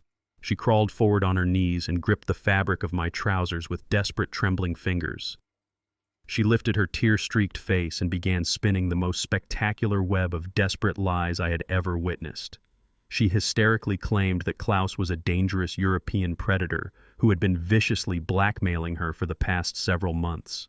She cried that he had somehow gained access to her private financial credentials and completely fabricated the entire massive embezzlement plot without her knowledge or consent. She shrieked that she was entirely innocent and had only entertained his presence because he threatened to destroy our marriage with manufactured scandals if she refused to comply. She painted herself as the ultimate tragic victim caught in the crosshairs of a ruthless international criminal. She begged for my forgiveness and pleaded with me to believe her fabricated narrative of helpless victimhood. I looked down at my weeping wife and marveled at the sheer audacity of her deceit. She genuinely believed her theatrical tears could instantly erase months of documented treachery. I allowed the heavy silence to stretch out for several long seconds before delivering my corresponding performance right now, today. I slowly leaned forward in my heavy leather armchair and reached out to gently stroke her disheveled hair. I forced my facial features to soften into an expression of absolute paternal concern and deep husbandly devotion. I played the role of the gullible, fiercely protective patriarch flawlessly. I softly assured her that I completely believed every single word of her tragic story. I told her I could plainly see the immense psychological toll this imaginary blackmail had taken on her incredibly fragile and delicate emotional state. She leaned her head against my knee and let out a long, shuddering sigh of profound relief, entirely convinced she had successfully secured my total compliance. I kept my voice incredibly soothing as I explained my immediate strategy to resolve this dangerous crisis permanently. I promised her I would utilize the full, overwhelming weight of my private corporate wealth to completely eradicate Klaus from our lives by sunset. I stated I was fully prepared to authorize an immediate and massive financial payout to settle whatever fictitious debts or fraudulent liabilities he claimed she owed him. I insisted this immediate financial intervention was the only logical method to permanently sever his malicious hold over her. I watched her dark eyes widen with greedy anticipation. She fully expected me to blindly write a massive blank check that she could quietly intercept and utilize to rebuild her shattered exit fund. She aggressively nodded her head in eager agreement, validating my generous proposal with fresh tears of manufactured gratitude. She was completely intoxicated by the sudden promise of free, unlimited capital. I maintained my gentle, comforting rhythm while secretly preparing to drop the ultimate legal guillotine directly onto her manipulative neck. The illusion of my blind loyalty was perfectly established and ready to be weaponized completely today. I smoothly turned toward the heavy oak desk, resting beside my armchair, and retrieved a pristine legal document securely housed inside a blue corporate folder. I retrieved my silver fountain pen and placed both items directly onto the small glass coffee table separating us. I looked deeply into her tearful eyes and explained the specific administrative mechanics of my generous rescue plan. I calmly stated the paperwork was merely a standard and routine debt assumption form drafted by my private attorneys. I assured her this specific legal mechanism was strictly required to officially transfer all of her alleged financial liabilities with Klaus directly over to my personal legal team. I emphasized that once she authorized the transfer, Harvey and his ruthless corporate associates would personally handle the aggressive German executive and permanently neutralize his blackmail operation. Naomi stared at the blue folder with absolute sheer hunger. She saw this document as her ultimate and total salvation. She was incredibly desperate to completely distance herself from the catastrophic fallout of her ruined European lover. The overpowering necessity to maintain her innocent facade blinded her entirely to basic legal caution. She did not request a single moment to properly review the dense paragraphs printed across the heavy white paper. She did not bother to scan the complex legal terminology or examine the specific clauses buried deep within the fine print. She simply reached out with incredibly eager hands and snatched the silver pen from the glass table. She quickly flipped to the final signature page and aggressively slashed her name across the designated authorization line. She handed the document back to me with a brilliant, relieved smile, thoroughly convinced she had just successfully manipulated her aging husband into cleaning up her massive criminal disaster completely free of charge right here today. I calmly accepted the signed document and smoothly closed the blue corporate folder. I smoothly placed the file securely inside my heavy leather briefcase and locked the brass clasps with a sharp, incredibly definitive click. Naomi remained kneeling on the floor, breathing heavily with manufactured relief, entirely oblivious to the lethal reality of what she had just authorized. I stared down at her smiling face and felt absolutely zero remorse. The thick paperwork she had so eagerly signed without a single glance was not a standard debt assumption form. It was a meticulously crafted and legally binding admission of profound criminal guilt. Harvey had spent the entire morning drafting the uncompromising document. It explicitly contained an exhaustive, itemized confession of her direct knowing participation in severe international wire fraud and massive corporate embezzlement alongside Klaus. Her signature legally verified her active role in the illicit transfer of my personal assets and her full complicity in the catastrophic conspiracy against my daughter. I had just secured the ultimate undeniable written proof of her absolute treachery. The heavy steel trap I had patiently constructed over the past several months had finally and violently snapped completely shut around her neck. She had voluntarily signed away her freedom, her marriage, and her entire financial future in a desperate bid to maintain her fraudulent innocence. I stood up from my leather chair and looked down at the woman who had spent years treating me like a disposable fool. She was entirely trapped inside a suffocating legal cage of her own making. The massive federal authorities would receive the signed confession before the afternoon concluded. My silent retaliation was officially complete. The absolute and total destruction of her luxurious existence was guaranteed to detonate flawlessly and permanently without any mercy right now today. To maintain the pristine illusion of her high society standing, Naomi orchestrated an obscenely lavish baby shower inside the grand ballroom of our estate the very next afternoon. She acted as though the terrifying events of the previous day had simply never occurred. The expansive room was completely transformed into a sickeningly sweet paradise of white silk banners, imported floral arrangements, and towering crystal centerpieces. Dozens of wealthy elites and influential socialites drifted across the polished marble floor, holding delicate porcelain teacups and wearing their most expensive designer clothing. Naomi glided through the crowd with absolute manufactured grace. She accepted lavish gifts and accepted endless compliments about her miraculous pregnancy, projecting the flawless image of a devoted and deeply cherished wife. She entirely believed her dark financial crimes were securely buried under the legal document she had blindly signed in my study. She felt invincible, playing the role of the glowing matriarch. I stood completely motionless in the far corner of the ballroom, holding a simple glass of iced water. I wore a tailored charcoal suit and observed the sickening charade with the detached precision of a seasoned predator waiting for the perfect strike. Several passing guests offered me polite, patronizing smiles, viewing me merely as the quiet, aging husband, providing the unlimited funding for this spectacular social circus. They had absolutely no idea that I held the absolute power to systematically destroy the host of this party. I took a slow sip of my water and watched Naomi laugh brightly at a joke told by a prominent local politician. Her confidence was a brittle glass structure balanced precariously on the edge of a massive cliff. The timer on her luxurious reality was rapidly counting down to 0, and the explosive catalyst was currently marching directly toward my front gates. The heavy double doors of the grand ballroom suddenly flew violently open, slamming against the plaster walls with a deafening crack. The polite chatter of the wealthy guests instantly evaporated into a shocked, breathless silence. Klaus stood aggressively in the entryway, entirely stripped of his former corporate elegance. He was severely intoxicated, completely destitute, and fueled by a blinding, reckless fury. His expensive suit was torn and stained, his eyes were bloodshot, and his face twisted into a mask of pure, unadulterated rage. He staggered forward, losing his balance and crashing heavily into a towering crystal champagne fountain stationed near the elegant entrance. Hundreds of expensive glass flutes shattered violently across the marble floor, sending a tidal wave of expensive alcohol splashing onto the designer shoes of the terrified socialites.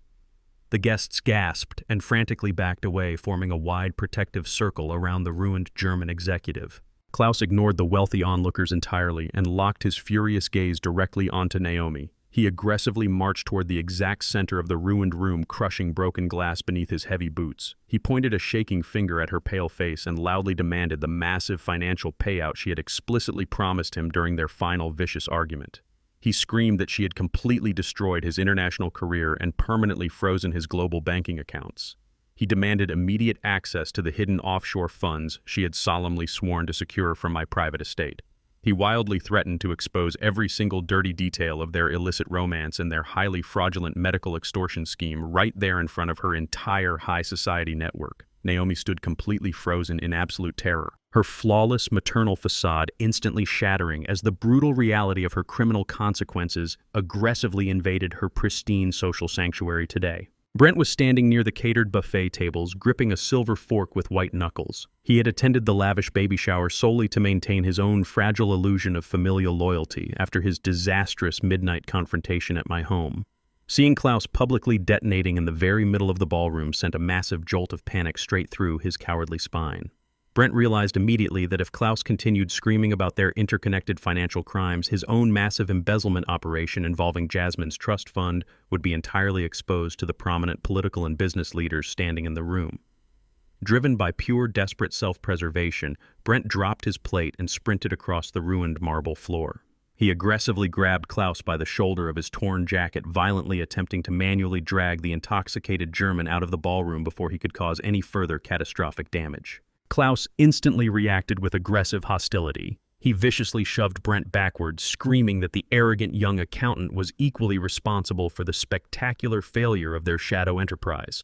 The verbal altercation immediately escalated into a brutal physical scuffle right in the exact center of the elegant party. Brent tackled Klaus, sending them both crashing heavily into a table layered with expensive baby gifts. Wrapped boxes and silk ribbons scattered everywhere across the floor as the two treacherous conspirators exchanged aggressive and desperate blows. The wealthy guests shrieked in absolute horror, scrambling frantically to escape the violent chaos erupting directly in front of them. Naomi covered her mouth with trembling hands, watching the two men she had manipulated violently tear each other apart. The pristine social gathering had completely devolved into a chaotic, ugly brawl, permanently destroying her precious reputation in front of the exact influential elites she desperately wanted to impress right today. The panicked socialites aggressively surged toward the massive iron double doors leading to the grand foyer, desperate to flee the violent spectacle unfolding in the center of my home. I remained standing calmly in my quiet corner, completely unfazed by the physical destruction of the lavish event. I casually placed my empty water glass onto a passing waiter's silver tray. I then raised my right hand and delivered a single subtle nod toward the perimeter of the room. My highly trained private security team, dressed flawlessly in tailored black suits, immediately stepped out from the shadows of the arched doorways. Moving with absolute military precision, they systematically intercepted the fleeing guests and firmly redirected them directly back into the main ballroom. The lead security captain stepped directly in front of the heavy iron doors, grabbed the polished brass handles, and pulled them violently shut.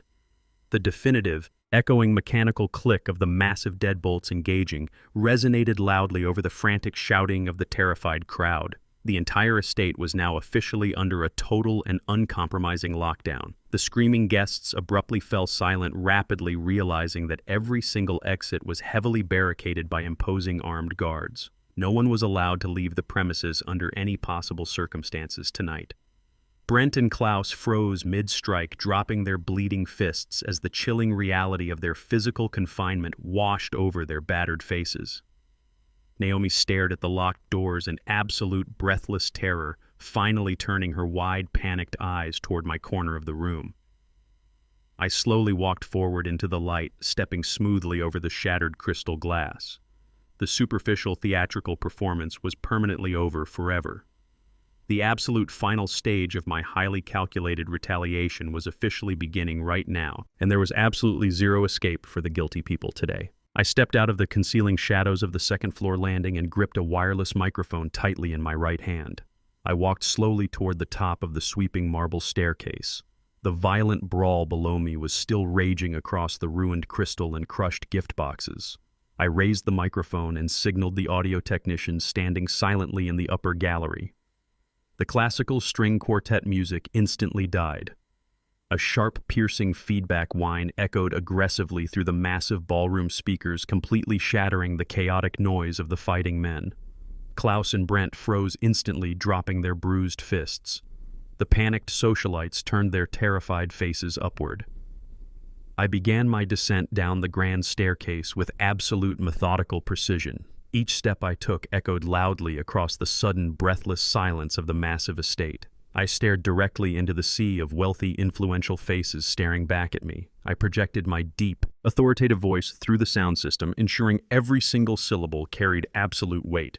I formally welcomed the elite politicians, the prominent business leaders, and the wealthy socialites to the absolute final act of Naomi's magnificent theatrical performance.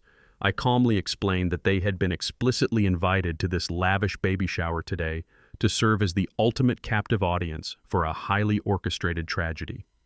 I reached the bottom of the marble staircase and walked directly toward the center of the ballroom, forcing the crowd to part ways and give me absolute command of the floor. Naomi stood trembling near the ruined buffet tables, her face entirely drained of color. She finally understood that I was never the oblivious aging husband she had so confidently manipulated. I was the supreme architect of her impending and absolute public annihilation, exactly right now and very permanently completely right today. I raised my left hand and clicked a small presentation remote pointed directly at the ceiling. A massive mechanical screen smoothly descended over the towering ballroom windows, plunging the room into dramatic darkness. High-definition projectors mounted along the crystal chandeliers instantly illuminated the white canvas. I commanded the crowd to look at the glowing wall. The very first slide appeared with blinding clarity. It was a massive, highly magnified image of official medical records and certified genetic testing results. I narrated the clinical data with cold, uncompromising precision.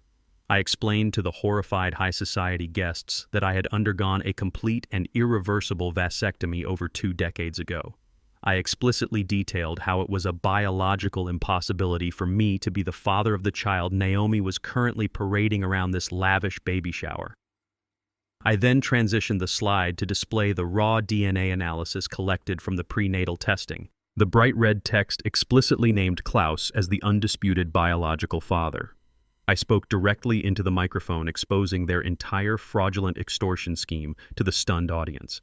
I explained how Klaus and Naomi had meticulously planned to use this illegitimate child to lay claim to my generational wealth and siphon my billionaire estate into their European bank accounts. The wealthy elites gasped in collective shock, covering their mouths as the sickening reality of the paternity fraud washed over them. They had spent the entire afternoon showering my treacherous wife with expensive gifts and false adoration, completely unaware they were actively funding a massive criminal conspiracy. Klaus staggered backward, shielding his bruised face from the blinding projector light. His arrogant extortion plot was entirely exposed. The impenetrable shield of his professional European reputation completely evaporated into absolute public disgrace right here in this exact room exactly today. I clicked the remote a second time, immediately shifting the devastating presentation to the next slide. A complex web of highly confidential banking ledgers and international wire transfer logs flooded the massive screen. I pointed directly at Brent, who was currently attempting to shrink into the background shadows. I used the microphone to publicly dismantle his entire fake corporate persona. I explained that my arrogant son-in-law had utilized his executive access to maliciously embezzle millions of dollars directly from my daughter, Jasmine's generational trust fund. I traced the glowing red lines on the projection, showing the audience exactly how Brent had funneled the stolen capital through dozens of anonymous shell companies directly into Klaus's hidden German accounts. The elite business leaders in the room recoiled in absolute disgust, instinctively stepping far away from Brent, as his severe financial crimes were broadcasted for the entire world to witness. I clicked the remote for the final time. The third and ultimate slide materialized on the white canvas. It was a high-resolution scan of the legal document Naomi had eagerly signed in my private study just yesterday. I read the damning paragraphs aloud, ensuring every single guest heard her complete and binding admission of guilt. The document explicitly confirmed her knowing participation in the international wire fraud and her full complicity in the embezzlement ring. Naomi's manufactured innocence was entirely destroyed by her own verified signature. The wealthy socialites who had previously worshipped her flawless image now stared at her with pure, unfiltered revulsion. They whispered fiercely among themselves, completely disgusted by the sheer magnitude of her betrayal and her predatory greed. The absolute total destruction of their interconnected criminal alliance was now fully complete and undeniably visible to the highest echelons of society right here, exactly right now, today. Naomi let out a piercing, hysterical scream that violently shattered the heavy tension inside the ballroom. The undeniable visual proof of her signed confession completely broke her highly manipulative mind. She collapsed onto her knees, crying uncontrollably, as her entire luxurious reality aggressively burned into ash. Klaus realized his total corporate and social annihilation was entirely absolute. He panicked completely and sprinted toward the main foyer, desperately hoping to smash his way out of my estate. He threw his entire body weight against the massive iron double doors, but the heavy mechanical deadbolts held completely firm. The bruised German executive pounded his bloody fists against the solid metal, screaming for someone to let him out. My private security guards simply watched him with cold, professional indifference. Brent realized his brutal physical intimidation tactics were entirely useless. He was entirely cornered by the overwhelming financial evidence displayed on the projection screen. He frantically reached into his tailored suit jacket and pulled out his encrypted cellular phone. His shaking fingers desperately tried to dial his expensive corporate attorney to salvage his rapidly disintegrating freedom. Before he could even press the call button, a new and incredibly terrifying sound pierced through the thick glass windows of the mansion. The rising, aggressive wail of multiple federal police sirens echoed loudly down my long suburban driveway.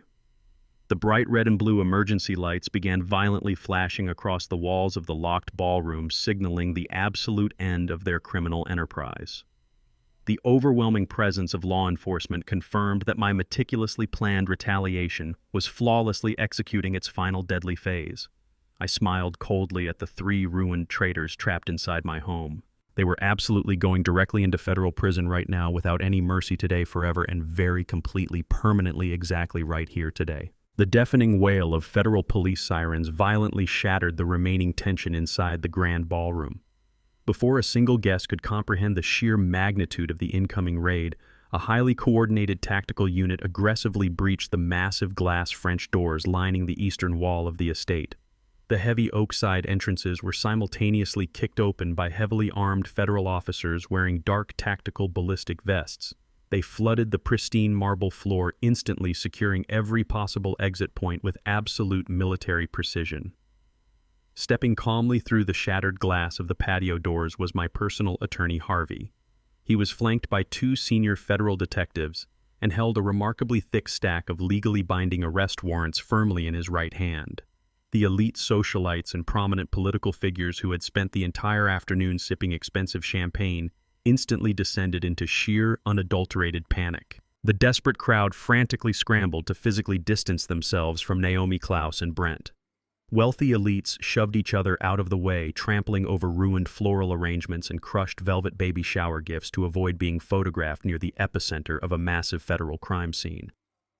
Harvey walked directly through the parting sea of terrified guests, his expression carved from absolute stone. He nodded respectfully toward my position in the corner of the room, silently confirming that our meticulous legal trap was functioning exactly as we had designed it. I stood perfectly still, watching the very people who had looked down on me all afternoon cower in absolute terror. The superficial glamour of my deceitful wife's carefully orchestrated high society gathering was completely eradicated, replaced entirely by the harsh, uncompromising reality of federal law enforcement executing my supreme retaliation right here in my own home. The lead detective scanned the chaotic room and immediately locked his sharp gaze onto Brent. My arrogant son-in-law was frozen near the catered buffet, desperately clutching his encrypted mobile phone. Seeing the heavily armed officers advancing toward him, Brent finally abandoned his manufactured corporate bravado and attempted to flee toward the catering kitchen. He did not make it 3 steps. 2 federal officers lunged forward and violently slammed him face first against the polished mahogany wall paneling. The heavy impact rattled the antique portraits hanging nearby. Brent gasped for air as the officers aggressively twisted his arms behind his back and tightly secured the heavy steel handcuffs around his wrists.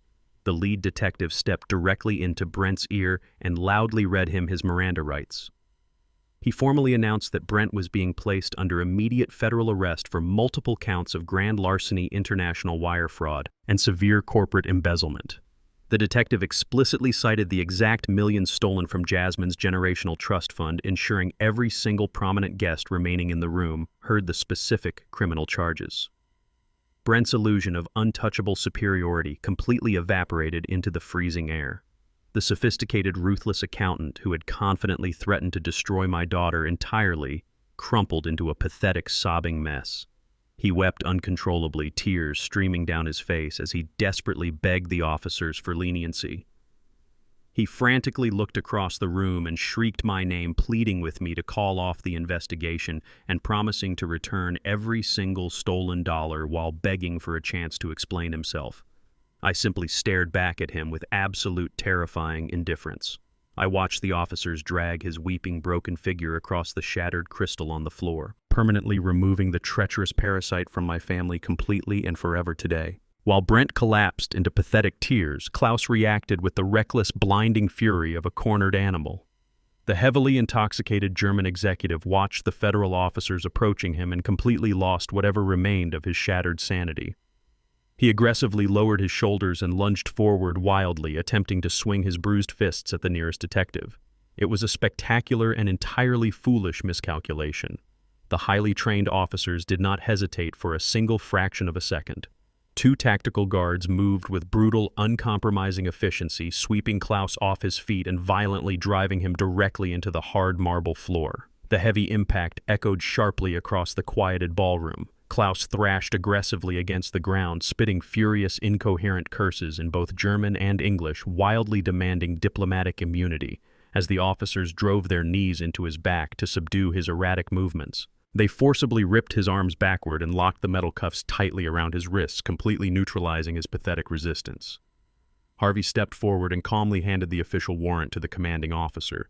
The detective loudly declared that Klaus was officially under arrest for severe corporate espionage, massive international fraud, and felony extortion. The charges explicitly highlighted his malicious attempt to defraud a billionaire estate using a fabricated biological claim. Klaus screamed in absolute humiliation, his face pressed aggressively against the cold floor directly in front of the horrified elite socialites he had desperately tried to impress just hours ago. The impenetrable shield of his massive European conglomerate was entirely gone. He was nothing but a broken, destitute criminal being physically dragged out of my home by his tailored collar. His entire arrogant existence was permanently dismantled, completely destroyed by the exact aging warehouse manager he had so foolishly underestimated right here tonight. Naomi stood paralyzed near the center of the room, watching the complete destruction of her two essential financial pillars.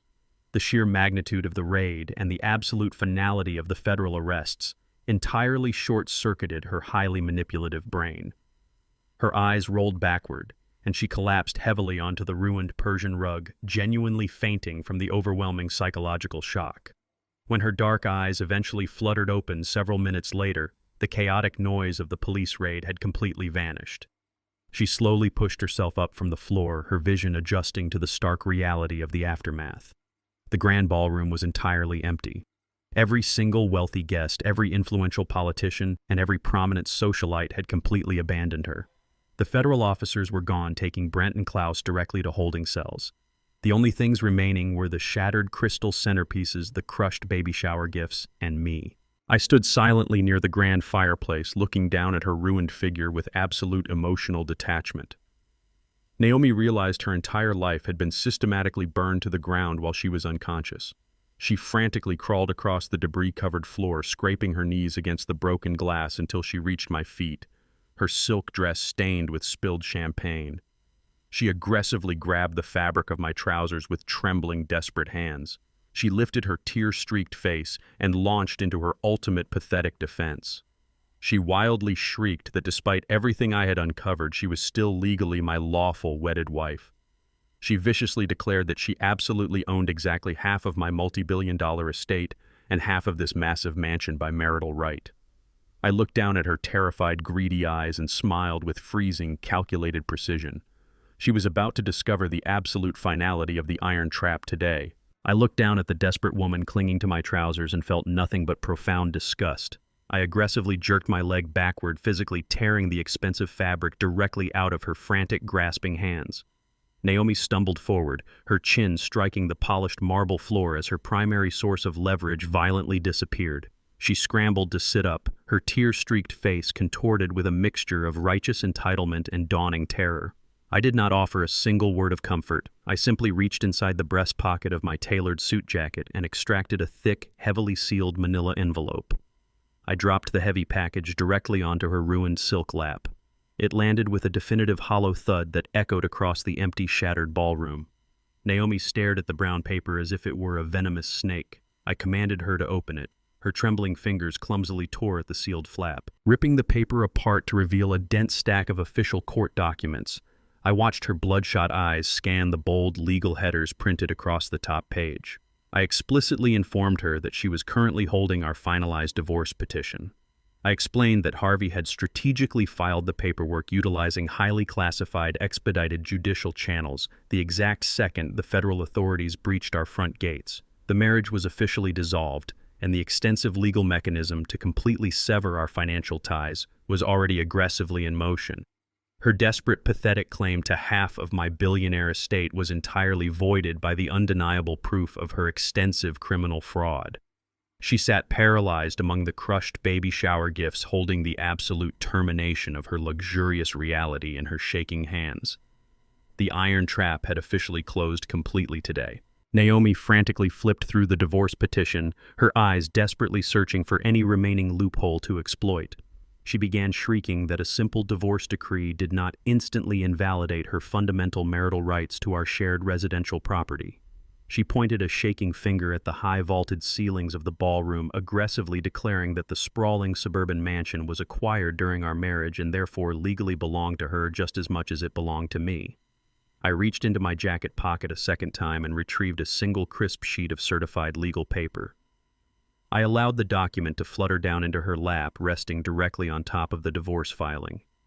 I instructed her to read the registered property deed. I watched her brow furrow in deep confusion as she scanned the ownership clause. I calmly shattered her final financial illusion. I explained that this lavish estate had never been registered under my personal name.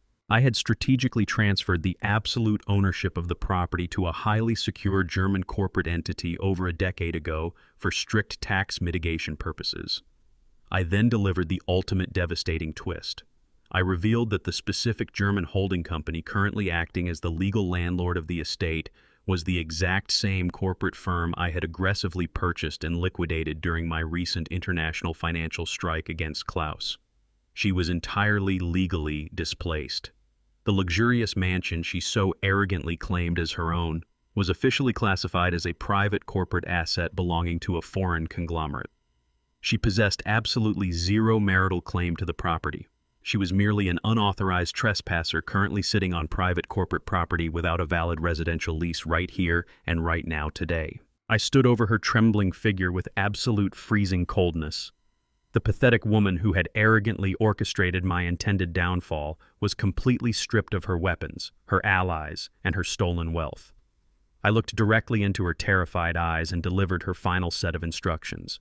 I explicitly informed her that she had exactly 60 minutes to vacate the premises before my private security team physically removed her for corporate trespassing. I outlined the strict parameters of her departure with uncompromising precision. I told her she was permitted to pack a single suitcase with her basic everyday clothing. I mandated that every single piece of expensive designer jewelry, every luxury handbag, every diamond necklace, and every high-end accessory purchased with my personal funds would remain securely locked inside the master vault. I reminded her that those lavish items were not gifts, but corporate assets bought with the very money she had viciously attempted to embezzle. Naomi stared up at me in sheer, breathless horror. She opened her mouth to argue desperately, trying to leverage the biological child she carried, but the words died in her throat. She finally understood that the man standing before her was not the gullible target she had so foolishly underestimated. I was the architect of her absolute ruin, and I possessed zero capacity for mercy or negotiation.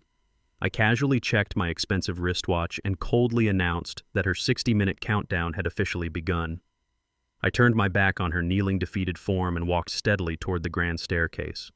I did not look back as she finally scrambled off the ruined marble floor, sobbing hysterically as she frantically sprinted toward the master suite to salvage whatever pathetic remnants of her shattered life remained right now. Exactly.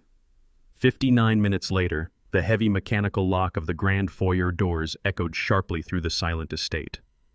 Naomi stood shivering on the exterior granite steps, clutching the worn plastic handle of a single cheap canvas suitcase she had dug out from the very back of the storage closet. She wore a simple wool coat over her stained silk dress, entirely stripped of the glittering diamonds and designer accessories that had previously defined her arrogant high society persona. The bitter, freezing night wind whipped violently across the dark driveway, stinging her tear-streaked face. She looked back at the towering, illuminated facade of the mansion she had confidently believed would be her permanent palace. She was completely destitute, entirely cut off from the massive billionaire wealth she had spent months viciously trying to steal. She possessed absolutely zero money in her frozen bank accounts. Her powerful corporate allies were currently locked inside federal holding cells, and her marriage was legally eradicated. She stood alone in the biting cold, carrying the unborn child of a ruined, incarcerated felon. The luxurious European paradise she and Klaus had so meticulously planned had permanently dissolved into a harsh, inescapable nightmare of poverty and public disgrace. I stood silently in the deep shadows of the grand entryway, watching her shivering figure through the thick glass panels. I reached out and firmly grasped the polished brass handle of the massive oak door. I pushed the heavy wood forward, bringing the definitive finality of my long, calculated retaliation to its ultimate conclusion. The massive oak door slammed violently shut, echoing like a gunshot into the freezing night, permanently locking the treacherous parasite out of my life and my empire forever right now today. The deafening crack of the heavy oak door slamming shut against the freezing night wind marked the absolute end of Naomi's reign. I did not waste a single second celebrating her pathetic eviction. My focus immediately shifted to the next treacherous parasite currently locked inside a federal holding cell. The very next morning, I drove my private car to the county correctional facility to confront the arrogant accountant who had maliciously targeted my daughter. The stark, suffocating reality of the maximum security visitor room was completely devoid of the luxurious corporate shielding Brent had always hidden behind. I sat calmly on the cold metal chair and waited for the heavy steel door to slide open. 2 armed guards physically dragged Brent into the bleak fluorescent light. The sight of him was an absolute triumph of justice. The viciously arrogant racist executive who had once looked at me with unfiltered disgust was entirely gone. His expensive tailored suits and arrogant smirk had been completely replaced by a cheap, violently bright orange prison jumpsuit that hung loosely off his trembling shoulders. He looked incredibly pale, deeply exhausted, and thoroughly broken by his first terrifying night trapped inside the brutal penal system. His wrists were firmly secured by heavy metal chains that rattled loudly with his every shivering movement. He sat down heavily on the opposite side of the thick bulletproof glass partition, refusing to make direct eye contact with me. The profound superiority he had constantly projected during our previous encounters had completely evaporated. He was no longer the untouchable financial mastermind plotting to steal my generational wealth. He was simply a terrified, pathetic criminal facing decades of federal incarceration, completely stripped of his unearned privilege and violently thrust into a harsh reality he could no longer manipulate. Brent finally lifted his bloodshot eyes and looked through the thick glass partition. He immediately abandoned any lingering shreds of his false corporate dignity and physically slid off his metal chair. He dropped heavily onto his knees, directly onto the dirty linoleum floor, completely ignoring the harsh commands of the armed guards standing behind him. He pressed his trembling hands against the bulletproof glass and unleashed a pathetic, sobbing torrent of desperate negotiations. He aggressively promised to immediately sign an absolutely uncontested divorce decree granting Jasmine total and immediate legal separation without a single financial dispute. He frantically offered to completely surrender every single shred of his parental rights to his unborn child, swearing he would legally erase himself from their lives forever. He pleaded with me to utilize my immense corporate influence to drop the severe federal grand larceny and wire fraud charges currently threatening to lock him away for the next 20 years. He cried that he would sign whatever legal documents I demanded, completely surrendering all of his remaining assets and totally vanishing from the state. He foolishly believed that his absolute submission could somehow purchase his freedom from the massive federal trap I had meticulously constructed around his neck. He practically choked on his own frantic tears, desperately trying to leverage his total defeat into a pathetic plea deal. He fundamentally misunderstood the entire nature of my retaliation. He falsely assumed I was merely seeking his removal from my family structure. He did not realize that I had zero interest in accepting a negotiated surrender. I was seeking his absolute uncompromising destruction, and his pathetic groveling on the prison floor only confirmed that my flawless strike had successfully shattered his manipulative mind completely and permanently. I looked down at his weeping, pathetic figure through the scratched security glass and felt absolutely zero compassion. I leaned forward and spoke into the metal intercom grate with a voice entirely devoid of mercy. I explicitly informed him that I do not ever negotiate with malicious traitors who intentionally attempt to destroy my bloodline. I reached into the breast pocket of my tailored jacket and retrieved a thick stack of certified legal documents securely bound by a heavy metal clip. I smoothly slid the paperwork through the narrow metal transaction slot positioned at the bottom of the glass partition. I commanded him to read the top page. I watched his tearful eyes widen in sheer horror as he scanned the bold legal headers. I explained with freezing precision that Jasmine was not merely divorcing him. She had retained the most ruthless corporate litigators in the entire state and was aggressively countersuing him into absolute destitution. The comprehensive lawsuit explicitly demanded maximum financial restitution for the intense emotional distress, severe financial endangerment, and the massive international fraud he had maliciously orchestrated against her trust fund. I coldly detailed how this relentless legal strike would entirely liquidate whatever pathetic savings he still possessed. It was mathematically designed to permanently bury him under a massive, insurmountable mountain of legal debt that he could never possibly repay in his entire miserable lifetime. His wages would be aggressively garnished forever, his credit permanently destroyed, and his future entirely eradicated. The crushing realization completely paralyzed his trembling body. He stared at the signed documents in total shock, finally understanding that his punishment extended far beyond federal prison. He was entirely financially ruined, legally obliterated, and permanently condemned to a lifetime of suffocating debt without any possible avenue for escape. I stood up from the cold metal chair, casually adjusting the cuffs of my tailored suit jacket. I did not offer Brent a single parting word. I simply turned my back on his desperate sobbing form and walked steadily toward the heavy steel exit doors of the maximum security visitor block. The echoing mechanical click of the heavy locks engaging behind me served as the perfect closing note to his miserable chapter in my life. I stepped out of the suffocating, bleak concrete building and out into the crisp, freezing morning air. The bright winter sunlight reflected sharply off the polished hood of my waiting car. I took a deep, steadying breath, feeling the immense satisfaction of my flawlessly executed retaliation flowing through my veins. The absolute destruction of my arrogant son-in-law was officially secure. I walked confidently toward my vehicle, ready to finalize the complete dismantling of the remaining conspirators. Just as my hand grasped the cold metal of the car door handle, my private cell phone vibrated violently inside my jacket pocket. I pulled the device out and immediately recognized Harvey's secure encrypted number flashing urgently across the dark screen. I accepted the call, expecting a routine update on the ongoing federal processing.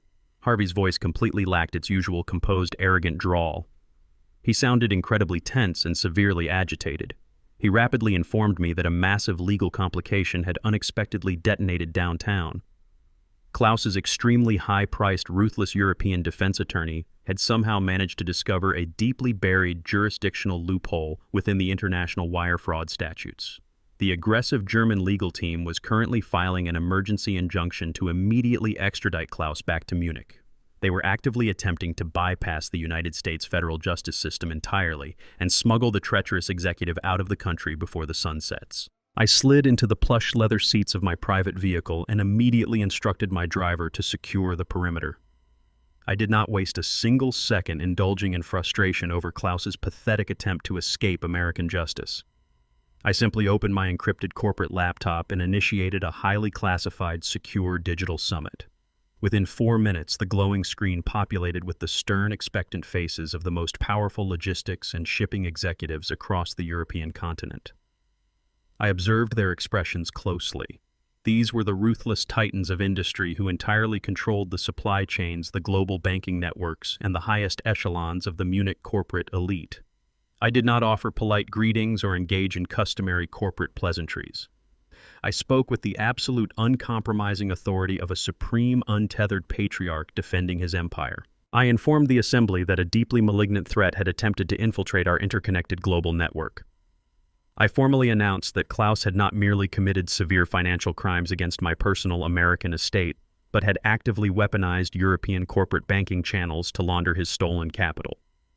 The executives listened in absolute breathless silence. They understood entirely that my vast billionaire trust fund served as the foundational bedrock for dozens of their most lucrative international contracts. By directly threatening my financial stability, Klaus had fundamentally endangered their collective wealth. I commanded their absolute attention and utilized my supreme corporate influence to initiate an immediate, devastating retaliation across the entire European corporate sector. I explicitly demanded that Klaus be permanently eradicated from every single boardroom banking institution and corporate registry operating within their respective jurisdictions.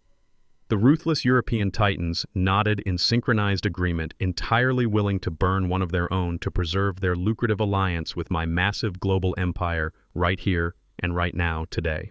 I smoothly pressed a single button on my keyboard, instantly transmitting a massive, highly encrypted data file directly to the Munich Trade Syndicate. I smiled as the upload finally completed.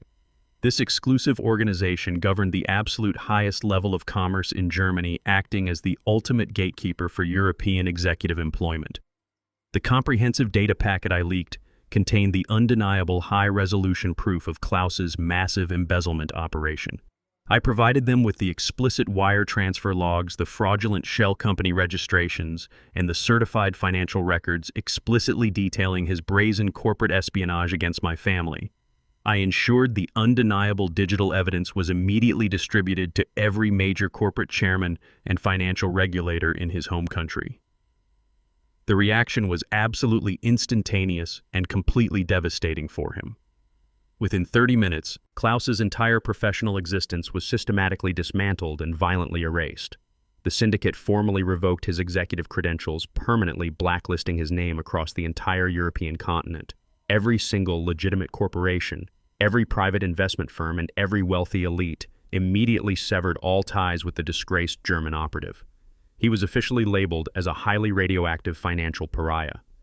The ruthless efficiency of the corporate world guaranteed that Klaus would never sit in another boardroom, manage another portfolio, or secure a single legitimate paycheck for the rest of his miserable life. I watched the live confirmation emails flood into my secure inbox, verifying that his global banking accounts were entirely frozen, pending severe international fraud investigations. He had arrogantly believed his European connections would somehow shield him from my retaliation. He had fatally misunderstood the absolute reach of my supreme wealth. I had flawlessly weaponized his own home soil against him, transforming the very sanctuary he desperately sought into an inescapable, suffocating financial prison entirely designed to crush him permanently and without mercy today. I picked up my cell phone and reconnected with Harvey, who was frantically preparing to file an emergency block against the extradition maneuver.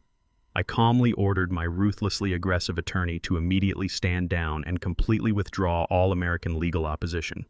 Harvey fell entirely silent, deeply confused by my sudden instruction to surrender our federal grip on the treacherous executive. I took a deep breath before I continued speaking. I smiled coldly into the receiver and explained the brutal genius of my revised strategy.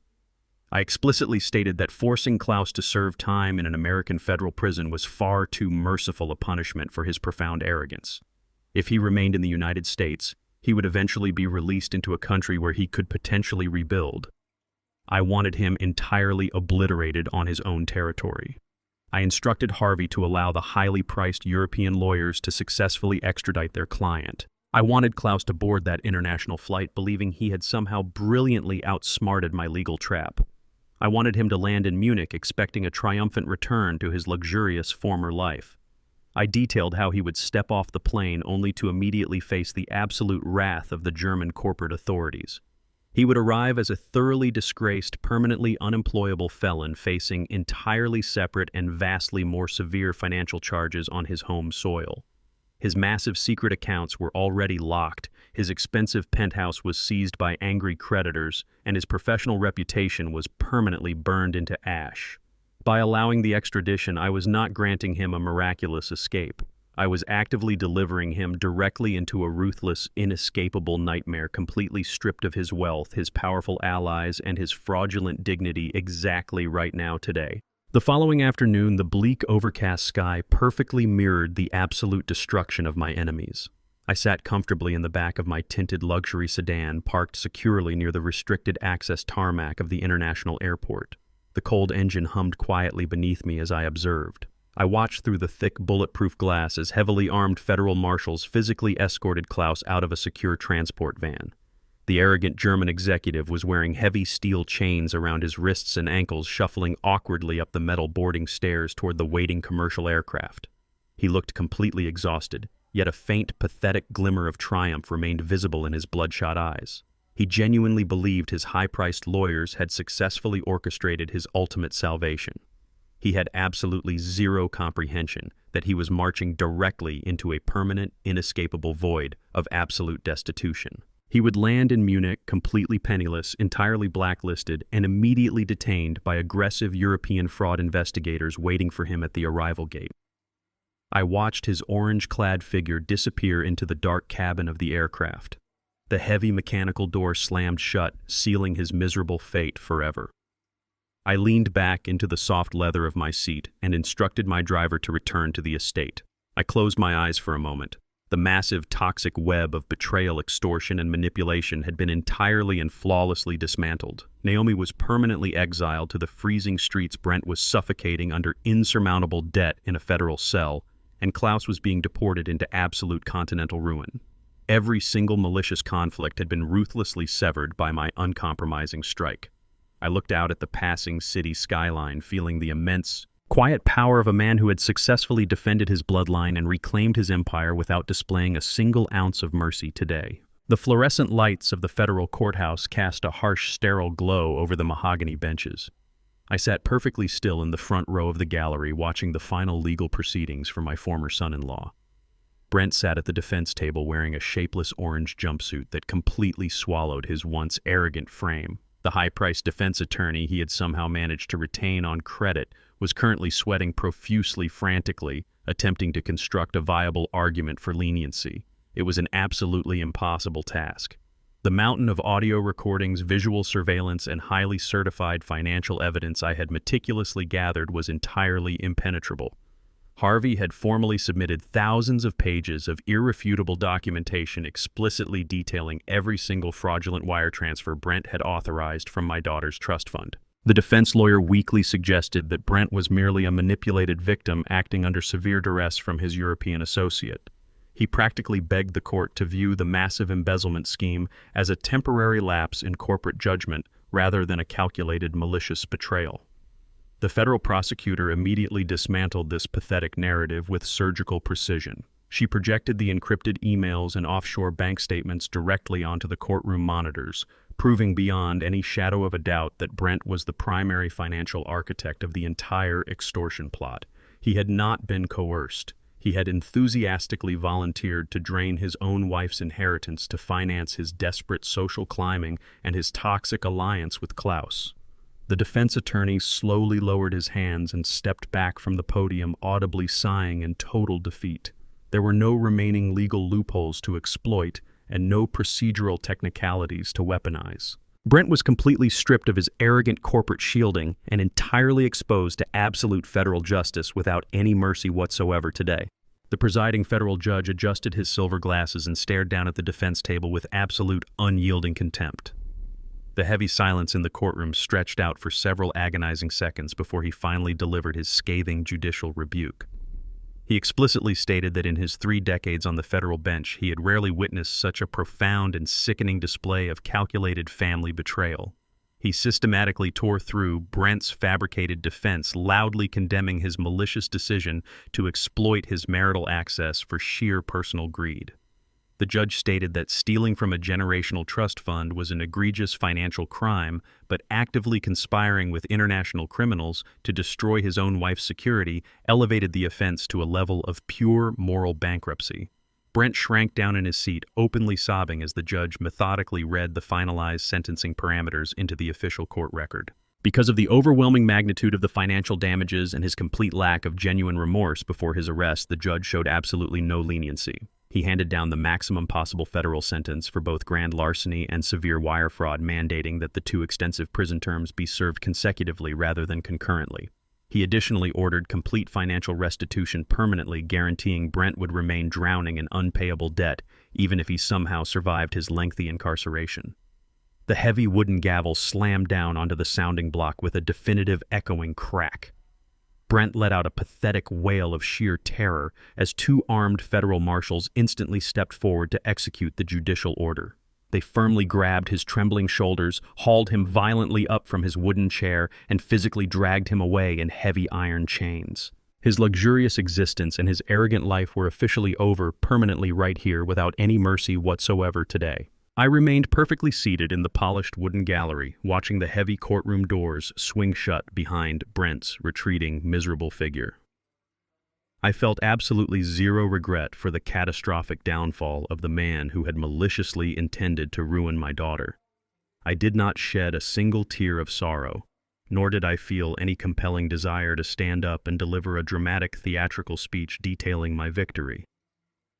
There was no need for loud grandstanding or passionate declarations of righteous vengeance. The pure, unadulterated reality of the legal system operating with maximum efficiency was infinitely more satisfying than any emotional outburst could ever possibly be. I simply sat there in the heavy silence, allowing the absolute finality of my flawless retaliation to wash over my mind. Brent had aggressively relied on his superficial corporate intelligence and his racist, arrogant assumption that I was merely a foolish, aging target ripe for the picking. He had entirely underestimated the lethal, uncompromising depths of my strategic patience. My response to his treachery had been a masterclass in silent, systematic eradication.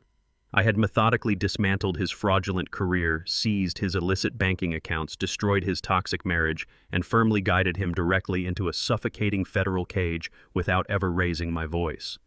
The cold mechanical operation of absolute justice had violently crushed his unearned arrogance and permanently eliminated his capacity to harm my family. I calmly adjusted the lapels of my dark-tailored suit and smoothly buttoned the front of my jacket. I picked up my leather briefcase and stepped out into the main aisle of the courtroom. The extensive legal war was officially concluded, and I was departing this building as the sole undisputed victor of this massive, entirely necessary conflict, leaving his ruined existence completely and permanently behind me forever today. I pushed through the heavy bronze doors of the federal courthouse and stepped directly out into the warm, brilliant morning sunlight. The crisp, clean air instantly filled my lungs entirely, washing away the sterile, suffocating atmosphere of the judicial chambers. I stood at the top of the sweeping marble steps and looked down at the bustling city square spreading out before me. The sprawling urban landscape was no longer a battlefield filled with hidden corporate threats and malicious predators seeking to drain my empire. It was simply a city, and I had successfully defended my supreme territory with absolute, uncompromising precision. I slowly descended the wide concrete stairs, my expensive leather shoes clicking rhythmically against the stone. Standing quietly near the bottom of the long staircase was Jasmine. She was wearing a simple, elegant trench coat, her dark hair blowing gently in the morning breeze. She looked up at me as I approached, and the profound trauma that had haunted her eyes for the past several months was entirely gone. The deep, agonizing pain of her husband's vicious betrayal and the terrifying threat of imminent financial ruin had completely evaporated into the past. She did not ask about the sentencing or inquire about Brent's final pathetic reaction inside the courtroom. She simply stepped forward and wrapped her arms tightly around my shoulders in a fierce, unyielding embrace. I held my daughter close, feeling the immense weight of the entire ordeal permanently lifting off my aging shoulders. The deceptive shadows of greed and extortion had been violently burned away by the harsh light of absolute justice. The toxic manipulation was permanently dead, entirely replaced by an unbreakable, fiercely loyal bond between a father and his daughter, standing victorious in the bright morning sunlight right now, here and forever, completely today. Exactly 6 long months had passed since the harsh light of absolute justice violently eradicated the parasitic infection from my life. The sprawling suburban mansion, once suffocated by Naomi's arrogant, ostentatious presence, underwent a complete and methodical purification process. I hired an elite discreet estate management team to systematically strip the property of every single item bearing her toxic signature. They ruthlessly packed away her absurdly expensive modern art, her gaudy silk drapes, and the ridiculous crystal chandeliers she had purchased to falsely elevate her manufactured high society status. The interior design was entirely restored to its original dignified elegance. Deep mahogany wood-rich leather upholstery and quiet, tasteful lighting completely replaced the blinding, superficial glamour she had so desperately craved. The cavernous hallways no longer echoed with her shrill, demanding voice ordering the household staff to cater to her endless, pathetic whims. The sheer silence that now blanketed the estate was profoundly beautiful. It was the heavy, comforting quiet of a man who had successfully reclaimed his sanctuary. Walking through the pristine foyer, I felt a deep, resonant peace settling into my bones. The massive oak front doors remained firmly locked against the deceitful chaos of the outside world, guarding an empire, a fortress that was finally secure. I did not retain a single photograph, a single memory, or a single trace of the treacherous woman who had attempted to steal my legacy. The biological child she carried would be provided for through a highly restrictive, blind ironclad trust fund administered exclusively by Harvey, ensuring Naomi could never directly access a single penny of my wealth to fund her ruined lifestyle. Her complete erasure from my daily existence was an absolute, undisputed triumph of strategic patience. The mansion was no longer a chaotic battlefield. It was simply my dignified home again. The true victory of my silent adjustment extended far beyond my personal sanctuary, manifesting most brilliantly in the remarkable transformation of my daughter. Jasmine officially assumed the position of Chief Financial Officer within the ranks of my primary American corporate holding firm. The toxic, suffocating shadow that her imprisoned husband had cast over her life was entirely shattered, allowing her innate brilliance to finally command the stage. Without Brent constantly undermining her confidence and maliciously manipulating her trust fund, she operated with an absolutely flawless and lethal, uncompromising financial precision. She completely restructured our domestic investment portfolios, aggressively optimizing revenue streams and solidifying our market dominance with a ruthless efficiency that would have made Brent weep in pure terror. This particular Tuesday morning, the heavy oak doors of my private study swung open and Jasmine stepped confidently into the room. She wore a perfectly tailored charcoal business suit, carrying a thick leather portfolio under one arm and holding 2 steaming cups of my preferred dark roast coffee in the other. Her dark eyes sparkled with a fierce, independent vitality that had been missing for years. She smoothly placed the coffee on my mahogany desk and handed me the finalized quarterly corporate reports. Her presentation was absolutely flawless, completely devoid of the anxious hesitation that had previously plagued her toxic marriage. She detailed her aggressive expansion strategies, proving beyond any shadow of a doubt that she required absolutely zero guidance from the treacherous accountant who was currently rotting in a federal cell. We sat together in the quiet study discussing global market trends and international acquisitions, operating entirely as intellectual equals. The devastating trauma of the past year was permanently buried, replaced entirely by an unbreakable, fiercely loyal bond forged in the fires of our shared victory. Jasmine eventually packed her documents and departed for the corporate headquarters, leaving me alone in the serene silence of my home office. I settled deep into my leather armchair and activated the secure encrypted communications terminal built directly into the polished surface of my massive desk. The high-definition screen instantly connected to a heavily guarded boardroom located precisely 4,000 miles away in the financial district of Munich. The severe, sharp faces of my top European logistics commanders populated the digital monitor. They were calling to deliver their finalized quarterly economic assessment following the violent, highly coordinated expulsion of our former adversary. The lead executive proudly reported that since Klaus's complete continental blacklisting and his subsequent imprisonment by the aggressive German corporate authorities, our supply chain efficiency had skyrocketed. The massive financial leak caused by his brazen embezzlement was permanently sealed, resulting in unprecedented record-breaking profit margins across the entire European sector. The syndicate had completely absorbed Klaus's abandoned market share, effectively turning his miserable permanent downfall into a massive financial windfall for my corporate empire. I listened to their detailed financial breakdown with cold, calculating satisfaction. When the lead executive finished his presentation, I did not respond in my usual measured, quiet English. I leaned forward into the secure microphone and delivered my precise, uncompromising operational directives in flawless, sharply accented German. The executives immediately straightened their postures, responding to the absolute authority radiating from my demanding voice. For years, I had deliberately hidden my linguistic fluency and my deep European heritage to maintain the deceptive illusion of a simple, aging American warehouse manager. That carefully constructed disguise was no longer required. I fully embraced the terrifying supreme reality of my true identity, issuing ruthless commands that would ensure my global empire remained entirely impenetrable. I terminated the encrypted transmission and closed the heavy laptop, finalizing my corporate obligations for the day. I stood up from my desk and walked slowly out of the study, my footsteps echoing softly across the polished hardwood floors. I navigated the quiet, dignified hallways of the estate and stepped out onto the expansive rear veranda. The late afternoon air was crisp and incredibly clear. I walked over to the heavy antique crystal decanter resting on the outdoor mahogany cart and poured myself a generous measure of neat aged bourbon. The rich amber liquid burned smoothly down my throat, carrying the distinct, unmistakable taste of absolute hard-won victory. I stood near the edge of the stone balcony, leaning against the sturdy iron railing as I watched the brilliant orange and violent purple hues of the setting sun paint the sprawling horizon. I looked out over the perfectly manicured acres of my private territory, reflecting on the brutal, necessary war I had just concluded. I did not orchestrate this massive retaliation out of some petty emotional vengeance. I had merely restored the natural, unyielding order of my universe. The arrogant fools who had looked at my aging frame and perceived a weak, defenseless target had severely miscalculated the lethal consequences of their boundless greed. They had invited a monster into their lives, and I had systematically swept their treacherous garbage completely out of my existence. I took another slow, deliberate sip of the fine bourbon, letting the profound silence of the evening wash over me entirely. The manipulative parasites were permanently locked away, and my daughter was finally safe and undeniably powerful. I stood alone in the fading light, completely victorious. My life at 70 years old was entirely my own again. If you enjoyed this satisfying conclusion to Roscoe's calculated triumph, be sure to leave a like and subscribe to our channel.